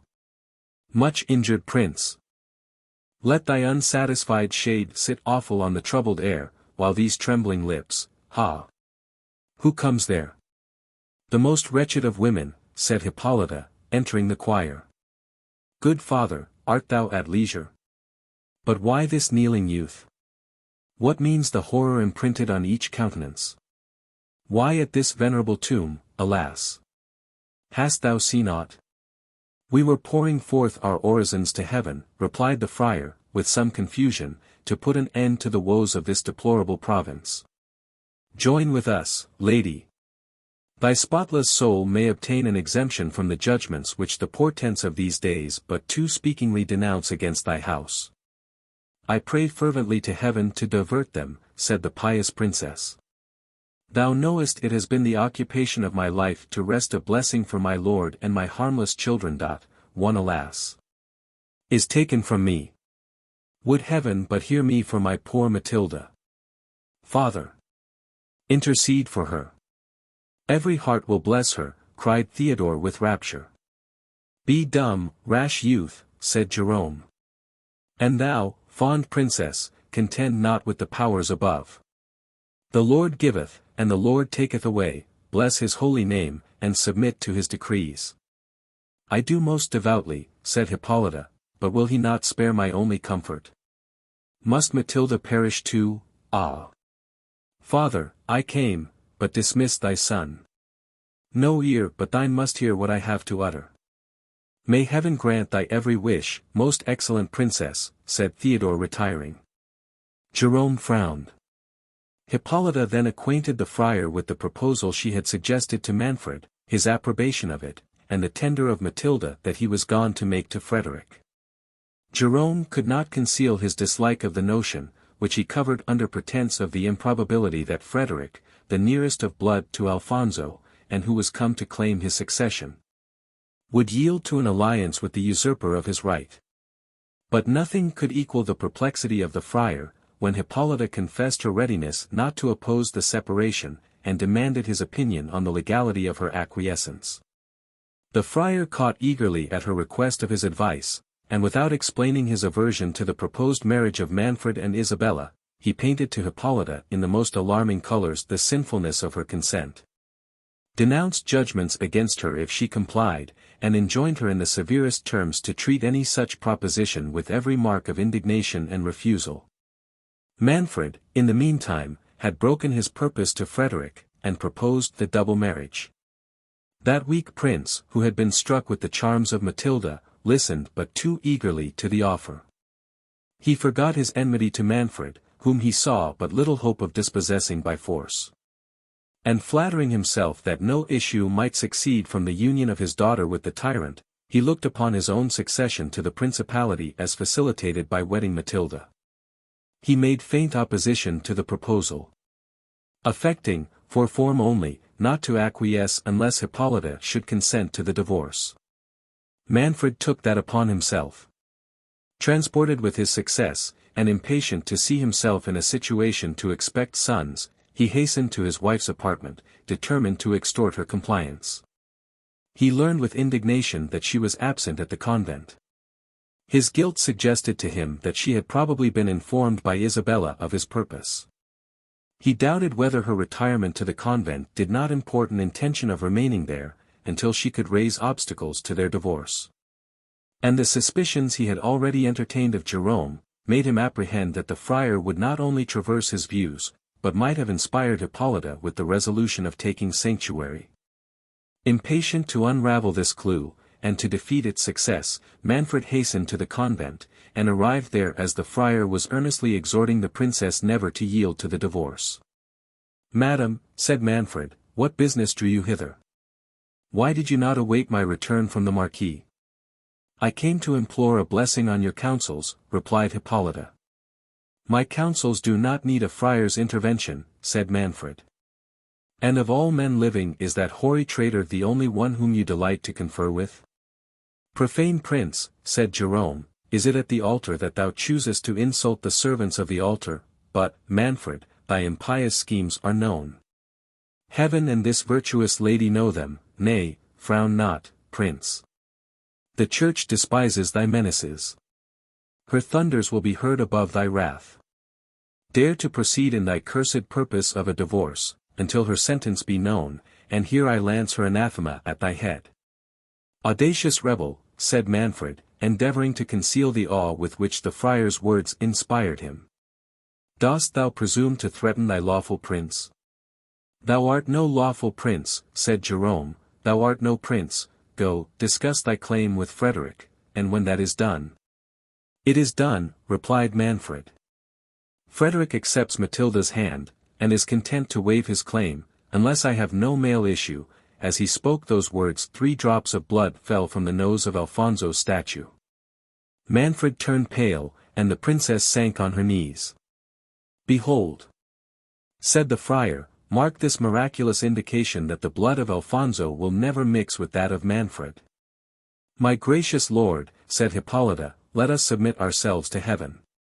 Think not thy ever-obedient wife rebels against thy authority.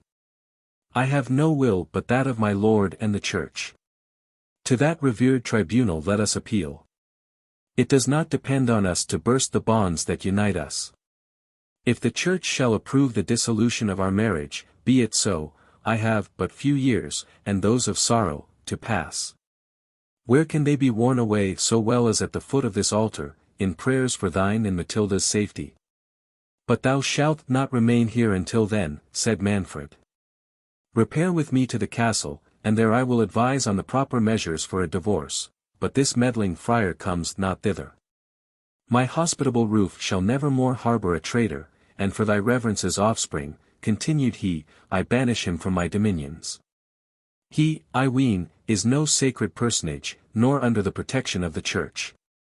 Whoever weds Isabella, it shall not be Father Falconara's started-up son." "They start up," said the friar, "who are suddenly beheld in the seat of lawful princes, but they wither away like the grass, and their place knows them no more." Manfred, casting a look of scorn at the friar, led Hippolyta forth, but at the door of the church whispered one of his attendants to remain concealed about the convent, and bring him instant notice, if any one from the castle should repair thither. Chapter 5. Every reflection which Manfred made on the friar's behavior, conspired to persuade him that Jerome was privy to an amour between Isabella and Theodore. But Jerome's new presumption, so dissonant from his former meekness, suggested still deeper apprehensions. The prince even suspected that the friar depended on some secret support from Frederick, whose arrival, coinciding with the novel appearance of Theodore, seemed to bespeak a correspondence. Still more was he troubled with the resemblance of Theodore to Alfonso's portrait. The latter he knew had unquestionably died without issue. Frederick had consented to bestow Isabella on him. These contradictions agitated his mind with numberless pangs. He saw but two methods of extricating himself from his difficulties. The one was to resign his dominions to the Marquis, pride, ambition, and his reliance on ancient prophecies, which had pointed out a possibility of his preserving them to his posterity, combated that thought. The other was to press his marriage with Isabella. After long ruminating on these anxious thoughts, as he marched silently with Hippolyta to the castle, he at last discoursed with that princess on the subject of his disquiet, and used every insinuating and plausible argument to extract her consent to, even her promise of promoting the divorce. Hippolyta needed little persuasions to bend her to his pleasure. She endeavored to win him over to the measure of resigning his dominions. But finding her exhortations fruitless, she assured him, that as far as her conscience would allow, she would raise no opposition to a separation, though without better founded scruples than what he yet alleged. She would not engage to be active in demanding it. This compliance, though inadequate, was sufficient to raise Manfred's hopes. He trusted that his power and wealth would easily advance his suit at the court of Rome, whither he resolved to engage Frederick to take a journey on purpose. That prince had discovered so much passion for Matilda, that Manfred hoped to obtain all he wished by holding out or withdrawing his daughter's charms, according as the Marquis should appear more or less disposed to cooperate in his views.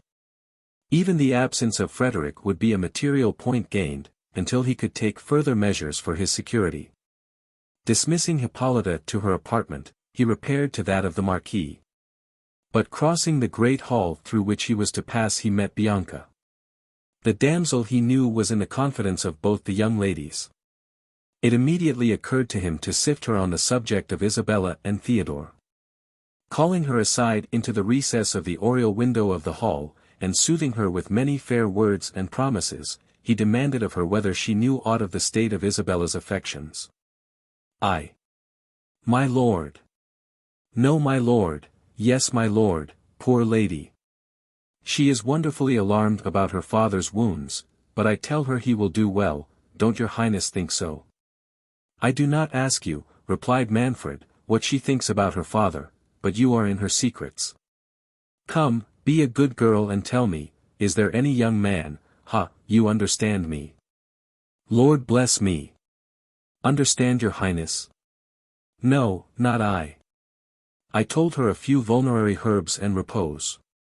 I am not talking, replied the prince, impatiently, about her father. I know he will do well.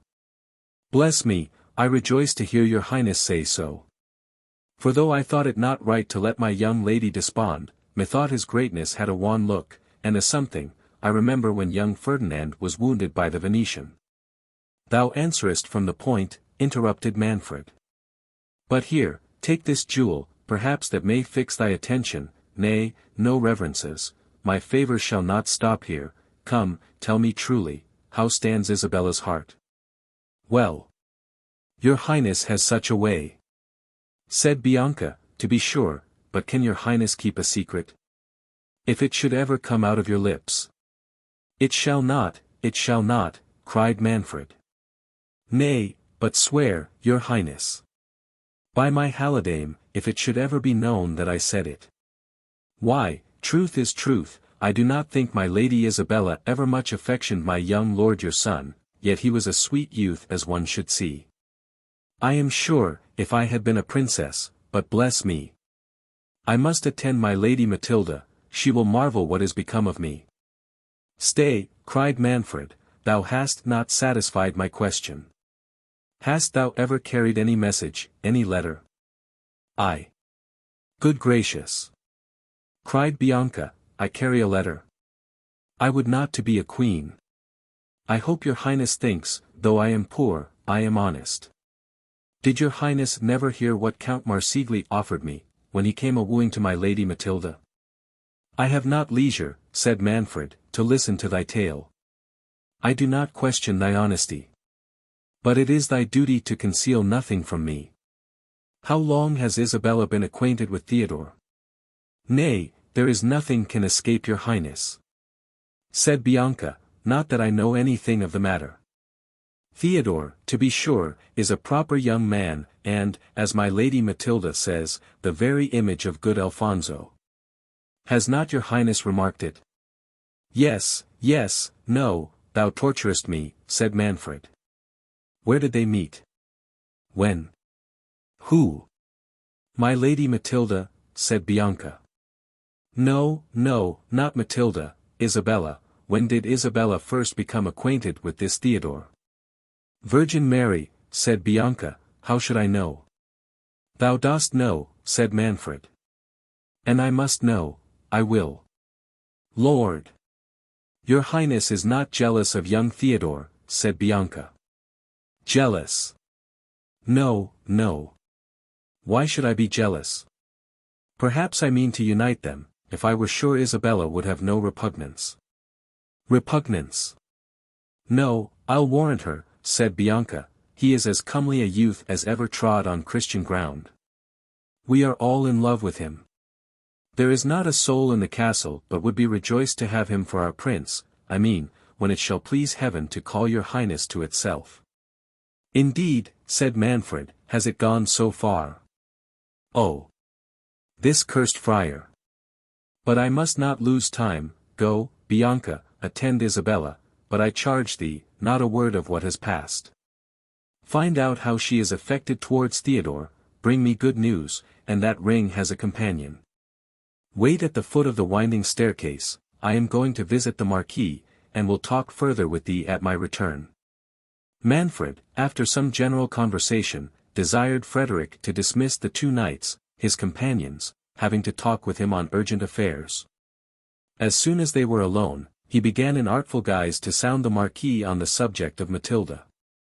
And finding him disposed to his wish, he let drop hints on the difficulties that would attend the celebration of their marriage, unless, at that instant Bianca burst into the room with a wildness in her look and gestures that spoke the utmost terror. Oh! My lord, cried she, we are all undone. It is come again. It is come again. What is come again? Cried Manfred amazed. Oh! The hand! The giant! The hand, support me! I am terrified out of my senses, cried Bianca. I will not sleep in the castle tonight. Where shall I go? My things may come after me tomorrow, would I have been content to wed Francesco. This comes of ambition. What has terrified thee thus, young woman? Said the Marquis. Thou art safe here. Be not alarmed. Oh! Your greatness is wonderfully good, said Bianca, but I dare not, no, pray let me go, I had rather leave everything behind me, than stay another hour under this roof. Go to, thou hast lost thy senses, said Manfred. Interrupt us not, we were communing on important matters, my lord, this wench is subject to fits, come with me, Bianca. Oh! The saints! No, said Bianca, for certain it comes to warn your highness, why should it appear to me else? I say my prayers morning and evening, oh! If your highness had believed Diego. 'Tis the same hand that he saw the foot to in the gallery chamber, Father Jerome has often told us the prophecy would be out one of these days, Bianca, said he, mark my words. Thou ravest, said Manfred, in a rage. Be gone, and keep these fooleries to frighten thy companions. What? My lord, cried Bianca, do you think I have seen nothing? Go to the foot of the great stairs yourself, as I live I saw it. Saw what? Tell us, fair maid, what thou hast seen," said Frederick. "Can your highness listen," said Manfred, "to the delirium of a silly wench, who has heard stories of apparitions until she believes them?" "This is more than fancy," said the Marquis. "Her terror is too natural and too strongly impressed to be the work of imagination. Tell us, fair maiden, what it is has moved thee thus." "Yes, my lord, thank your greatness," said Bianca, "I believe I look very pale. I shall be better when I have recovered myself. I was going to my Lady Isabella's chamber, by his highness's order." "We do not want the circumstances," interrupted Manfred. "Since his highness will have it so, proceed, but be brief." "Lord! Your highness thwarts one so," replied Bianca, "I fear my hair, I am sure I never in my life, well. As I was telling your greatness, I was going by his highness's order to my Lady Isabella's chamber. She lies in the watchet-coloured chamber, on the right hand, one pair of stairs, so when I came to the great stairs, I was looking on his highness's present here." "Grant me patience," said Manfred, "will this wench never come to the point? What imports it to the Marquis, that I gave thee a bauble for thy faithful attendance on my daughter? We want to know what thou sawest." "I was going to tell your highness," said Bianca, "if you would permit me. So as I was rubbing the ring, I am sure I had not gone up 3 steps, but I heard the rattling of armor, for all the world such a clatter as Diego says he heard when the giant turned him about in the gallery chamber." "What giant is this, my lord?" said the Marquis. "Is your castle haunted by giants and goblins?" "Lord! What, has not your greatness heard the story of the giant in the gallery chamber?" cried Bianca. "I marvel his highness has not told you. Mayhap you do not know there is a prophecy." "This trifling is intolerable," interrupted Manfred. "Let us dismiss this silly wench, my lord. We have more important affairs to discuss." "By your favour," said Frederick, "these are no trifles. The enormous sabre I was directed to in the wood, yon cask, its fellow, are these visions of this poor maiden's brain?" "So Jaques thinks, may it please your greatness," said Bianca. "He says this moon will not be out without our seeing some strange revolution.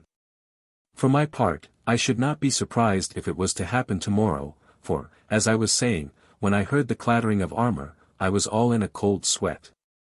I looked up, and, if your greatness will believe me, I saw upon the uppermost banister of the great stairs a hand in armor as big as big. I thought I should have swooned. I never stopped until I came hither, would I were well out of this castle. My Lady Matilda told me but yestermorning that her Highness Hippolyta knows something." "Thou art an insolent," cried Manfred. "Lord Marquis, it much misgives me that this scene is concerted to affront me. Are my own domestics suborned to spread tales injurious to my honour? Pursue your claim by manly daring, or let us bury our feuds, as was proposed, by the intermarriage of our children. But trust me, it ill becomes a prince of your bearing to practice on mercenary wenches." "I scorn your imputation," said Frederick. "Until this hour I never set eyes on this damsel, I have given her no jewel." My lord, your conscience, your guilt accuses you, and would throw the suspicion on me, but keep your daughter, and think no more of Isabella. The judgments already fallen on your house forbid me matching into it." Manfred, alarmed at the resolute tone in which Frederick delivered these words, endeavoured to pacify him. Dismissing Bianca, he made such submissions to the Marquis, and threw in such artful encomiums on Matilda, that Frederick was once more staggered. However, as his passion was of so recent a date, it could not at once surmount the scruples he had conceived. He had gathered enough from Bianca's discourse to persuade him that heaven declared itself against Manfred. The proposed marriages too removed his claim to a distance, and the principality of Otranto was a stronger temptation than the contingent reversion of it with Matilda. Still he would not absolutely recede from his engagements. But purposing to gain time, he demanded of Manfred if it was true in fact that Hippolyta consented to the divorce. The prince, transported to find no other obstacle, and depending on his influence over his wife, assured the Marquis it was so, and that he might satisfy himself of the truth from her own mouth. As they were thus discoursing, word was brought that the banquet was prepared. Manfred conducted Frederick to the great hall, where they were received by Hippolyta and the young princesses. Manfred placed the Marquis next to Matilda, and seated himself between his wife and Isabella. Hippolyta comported herself with an easy gravity, but the young ladies were silent and melancholy. Manfred, who was determined to pursue his point with the Marquis in the remainder of the evening, pushed on the feast until it waxed late, affecting unrestrained gaiety, and plying Frederick with repeated goblets of wine. The latter, more upon his guard than Manfred wished, declined his frequent challenges, on pretence of his late loss of blood. While the prince, to raise his own disordered spirits, and to counterfeit unconcern, indulged himself in plentiful draughts, though not to the intoxication of his senses. The evening being far advanced, the banquet concluded. Manfred would have withdrawn with Frederick, but the latter, pleading weakness and want of repose, retired to his chamber, gallantly telling the prince that his daughter should amuse his highness until himself could attend him. Manfred accepted the party, and to the no small grief of Isabella, accompanied her to her apartment. Matilda waited on her mother to enjoy the freshness of the evening on the ramparts of the castle. Soon as the company were dispersed their several ways, Frederick, quitting his chamber, inquired if Hippolyta was alone, and was told by one of her attendants, who had not noticed her going forth, that at that hour she generally withdrew to her oratory, where he probably would find her. The Marquis, during the repast, had beheld Matilda with increase of passion. He now wished to find Hippolyta in the disposition her lord had promised. The portents that had alarmed him were forgotten in his desires. Stealing softly and unobserved to the apartment of Hippolyta, he entered it with a resolution to encourage her acquiescence to the divorce, having perceived that Manfred was resolved to make the possession of Isabella an unalterable condition, before he would grant Matilda to his wishes. The Marquis was not surprised at the silence that reigned in the princess's apartment. Concluding her, as he had been advertised, in her oratory, he passed on. The door was ajar, the evening gloomy and overcast. Pushing open the door gently, he saw a person kneeling before the altar. As he approached nearer, it seemed not a woman, but one in a long woolen weed, whose back was towards him. The person seemed absorbed in prayer. The Marquis was about to return, when the figure, rising, stood some moments fixed in meditation, without regarding him. The Marquis, expecting the holy person to come forth, and meaning to excuse his uncivil interruption, said, "Reverend Father, I sought the Lady Hippolyta." "Hippolyta," replied a hollow voice, "camest thou to this castle to seek Hippolyta?" And then the figure, turning slowly round, discovered to Frederick the fleshless jaws and empty sockets of a skeleton, wrapped in a hermit's cowl. "Angels of grace protect me," cried Frederick, recoiling. "Deserve their protection," said the spectre. Frederick, falling on his knees, adjured the phantom to take pity on him. "Dost thou not remember me?" said the apparition. "Remember the wood of Joppa." "Art thou that holy hermit?" cried Frederick, trembling. "Can I do aught for thy eternal peace?" "Wast thou delivered from bondage," said the spectre, "to pursue carnal delights? Hast thou forgotten the buried sabre, and the behest of heavening raven on it?" I have not," said Frederick. "But say, blessed spirit, what is thy errand to me? What remains to be done?" "To forget Matilda," said the apparition, and vanished. Frederick's blood froze in his veins. For some minutes he remained motionless. Then falling prostrate on his face before the altar, he besought the intercession of every saint for pardon. A flood of tears succeeded to this transport. And the image of the beauteous Matilda rushing in spite of him on his thoughts, he lay on the ground in a conflict of penitence and passion. Ere he could recover from this agony of his spirits, the Princess Hippolyta with a taper in her hand entered the oratory alone. Seeing a man without motion on the floor, she gave a shriek, concluding him dead. Her fright brought Frederick to himself. Rising suddenly, his face bedewed with tears, he would have rushed from her presence.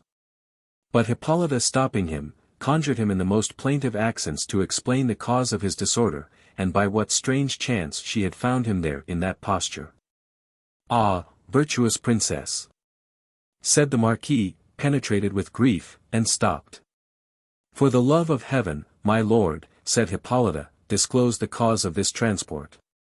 What mean these doleful sounds, this alarming exclamation on my name? What woes has heaven still in store for the wretched Hippolyta? Yet silent. By every pitying angel, I adjure thee, noble prince," continued she, falling at his feet, "to disclose the purport of what lies at thy heart. I see thou feelest for me. Thou feelest the sharp pangs that thou inflictest, speak, for pity. Does aught thou knowest concern my child?" "I cannot speak," cried Frederick, bursting from her. "Oh, Matilda!" Quitting the princess thus abruptly, he hastened to his own apartment. At the door of it he was accosted by Manfred, who flushed by wine and love had come to seek him, and to propose to waste some hours of the night in music and revelling.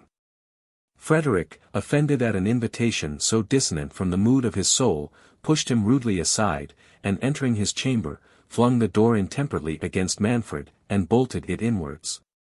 The haughty prince, enraged at this unaccountable behavior, withdrew in a frame of mind capable of the most fatal excesses. As he crossed the court, he was met by the domestic whom he had planted at the convent as a spy on Jerome and Theodore. This man, almost breathless with the haste he had made, informed his lord that Theodore, and some lady from the castle were, at that instant, in private conference at the tomb of Alfonso in St. Nicholas's church. He had dogged Theodore thither, but the gloominess of the night had prevented his discovering who the woman was. Manfred, whose spirits were inflamed, and whom Isabella had driven from her on his urging his passion with too little reserve, did not doubt but the inquietude she had expressed had been occasioned by her impatience to meet Theodore. Provoked by this conjecture, and enraged at her father, he hastened secretly to the great church. Gliding softly between the aisles, and guided by an imperfect gleam of moonshine that shone faintly through the illuminated windows, he stole towards the tomb of Alfonso, to which he was directed by indistinct whispers of the persons he sought. The first sounds he could distinguish were, "Does it, alas, depend on me? Manfred will never permit our union. No, this shall prevent it," cried the tyrant, drawing his dagger, and plunging it over her shoulder into the bosom of the person that spoke. "Ah, me, I am slain," cried Matilda, sinking. "Good heaven, receive my soul. Savage, inhuman monster, what hast thou done?" cried Theodore, rushing on him, and wrenching his dagger from him. "Stop, stop thy impious hand," cried Matilda, "it is my father." Manfred, waking as from a trance, beat his breast, twisted his hands in his locks, and endeavored to recover his dagger from Theodore to dispatch himself. Theodore, scarce less distracted, and only mastering the transports of his grief to assist Matilda, had now by his cries drawn some of the monks to his aid. While part of them endeavored, in concert with the afflicted Theodore, to stop the blood of the dying princess, the rest prevented Manfred from laying violent hands on himself. Matilda, resigning herself patiently to her fate, acknowledged with looks of grateful love the zeal of Theodore. Yet oft as her faintness would permit her speech its way, she begged the assistance to comfort her father. Jerome, by this time, had learnt the fatal news, and reached the church. His look seemed to reproach Theodore, but turning to Manfred, he said, "Now, tyrant, behold the completion of woe fulfilled on thy impious and devoted head. The blood of Alfonso cried to heaven for vengeance, and heaven has permitted its altar to be polluted by assassination, that thou mightest shed thy own blood at the foot of that prince's sepulchre. Cruel man!" cried Matilda, to aggravate the woes of a parent, "may heaven bless my father, and forgive him as I do. My lord, my gracious sire, dost thou forgive thy child? Indeed, I came not hither to meet Theodore. I found him praying at this tomb, whither my mother sent me to intercede for thee, for her, dearest father, bless your child, and say you forgive her." "Forgive thee? Murderous monster," cried Manfred, "can assassins forgive? I took thee for Isabella, but heaven directed my bloody hand to the heart of my child. Oh, Matilda, I cannot utter it, canst thou forgive the blindness of my rage? I can, I do, and may heaven confirm it, said Matilda. But while I have life to ask it, oh! My mother! What will she feel? Will you comfort her, my lord? Will you not put her away? Indeed she loves you. Oh, I am faint. Bear me to the castle. Can I live to have her close my eyes? Theodore and the monks besought her earnestly to suffer herself to be borne into the convent, but her instances were so pressing to be carried to the castle, that placing her on a litter, they conveyed her thither as she requested. Theodore, supporting her head with his arm, and hanging over her in an agony of despairing love, still endeavored to inspire her with hopes of life. Jerome, on the other side, comforted her with discourses of heaven, and holding a crucifix before her, which she bathed with innocent tears, prepared her for her passage to immortality. Manfred, plunged in the deepest affliction, followed the litter in despair. Ere they reached the castle, Hippolyta, informed of the dreadful catastrophe, had flown to meet her murdered child. But when she saw the afflicted procession, the mightiness of her grief deprived her of her senses, and she fell lifeless to the earth in a swoon. Isabella and Frederick, who attended her, were overwhelmed in almost equal sorrow. Matilda alone seemed insensible to her own situation, every thought was lost in tenderness for her mother. Ordering the litter to stop, as soon as Hippolyta was brought to herself, she asked for her father.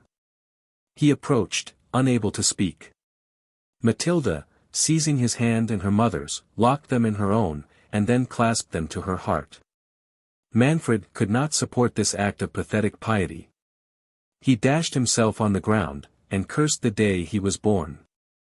Isabella, apprehensive that these struggles of passion were more than Matilda could support, took upon herself to order Manfred to be borne to his apartment, while she caused Matilda to be conveyed to the nearest chamber. Hippolyta, scarce more alive than her daughter, was regardless of everything but her, but when the tender Isabella's care would have likewise removed her, while the surgeons examined Matilda's wound, she cried, "Remove me! Never, never!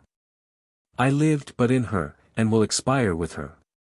Matilda raised her eyes at her mother's voice, but closed them again without speaking. Her sinking pulse and the damp coldness of her hand soon dispelled all hopes of recovery. Theodore followed the surgeons into the outer chamber, and heard them pronounce the fatal sentence with a transport equal to frenzy.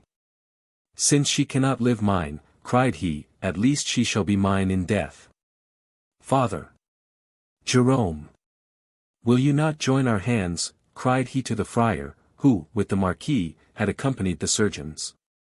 "What means thy distracted rashness?" said Jerome.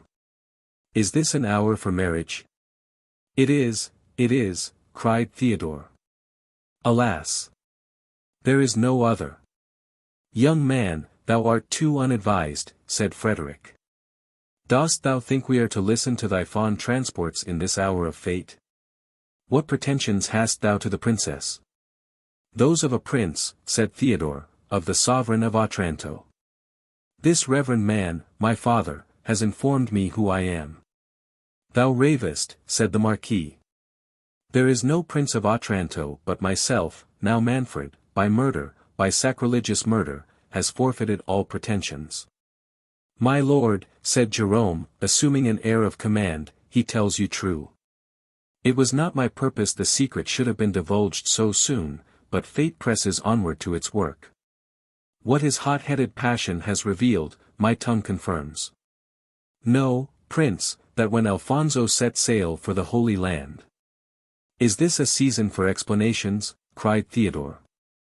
"Father, come and unite me to the princess, she shall be mine. In every other thing I will dutifully obey you. My life. My adored Matilda," continued Theodore, rushing back into the inner chamber, "will you not be mine? Will you not bless your—" Isabella made signs to him to be silent, apprehending the princess was near her end. "What, is she dead?" cried Theodore. "Is it possible?" The violence of his exclamations brought Matilda to herself.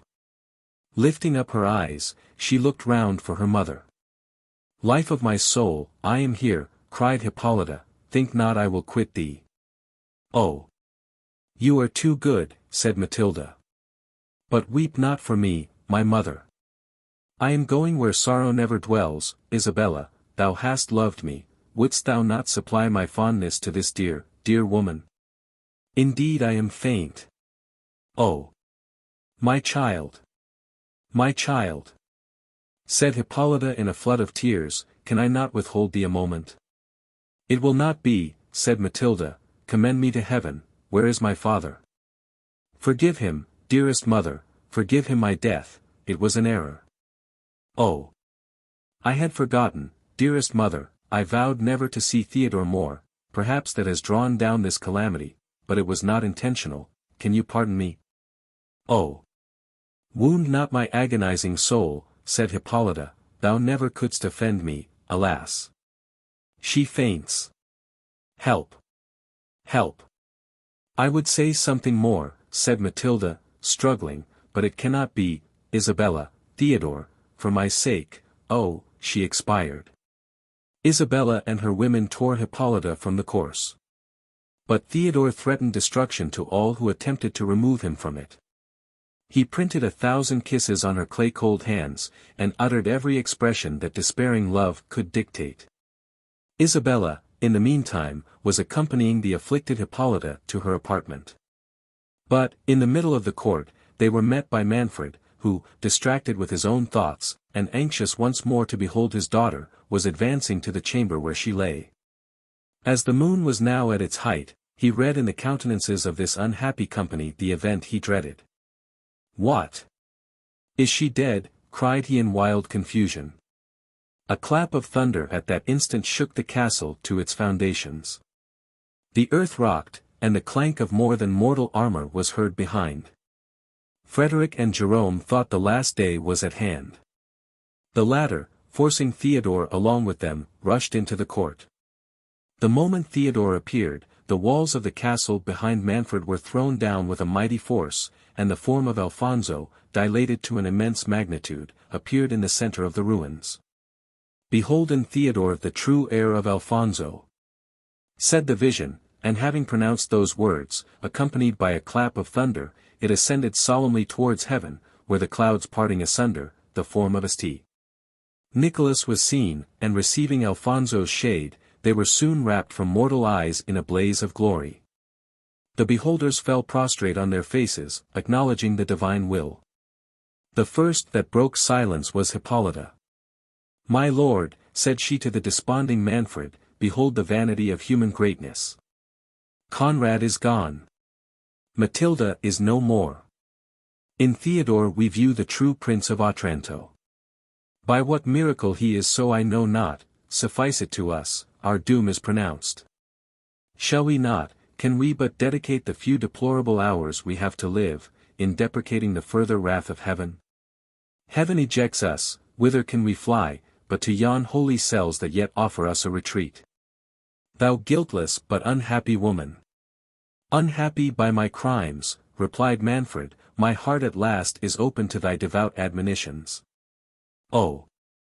Could, but it cannot be, ye are lost in wonder, let me at last do justice on myself.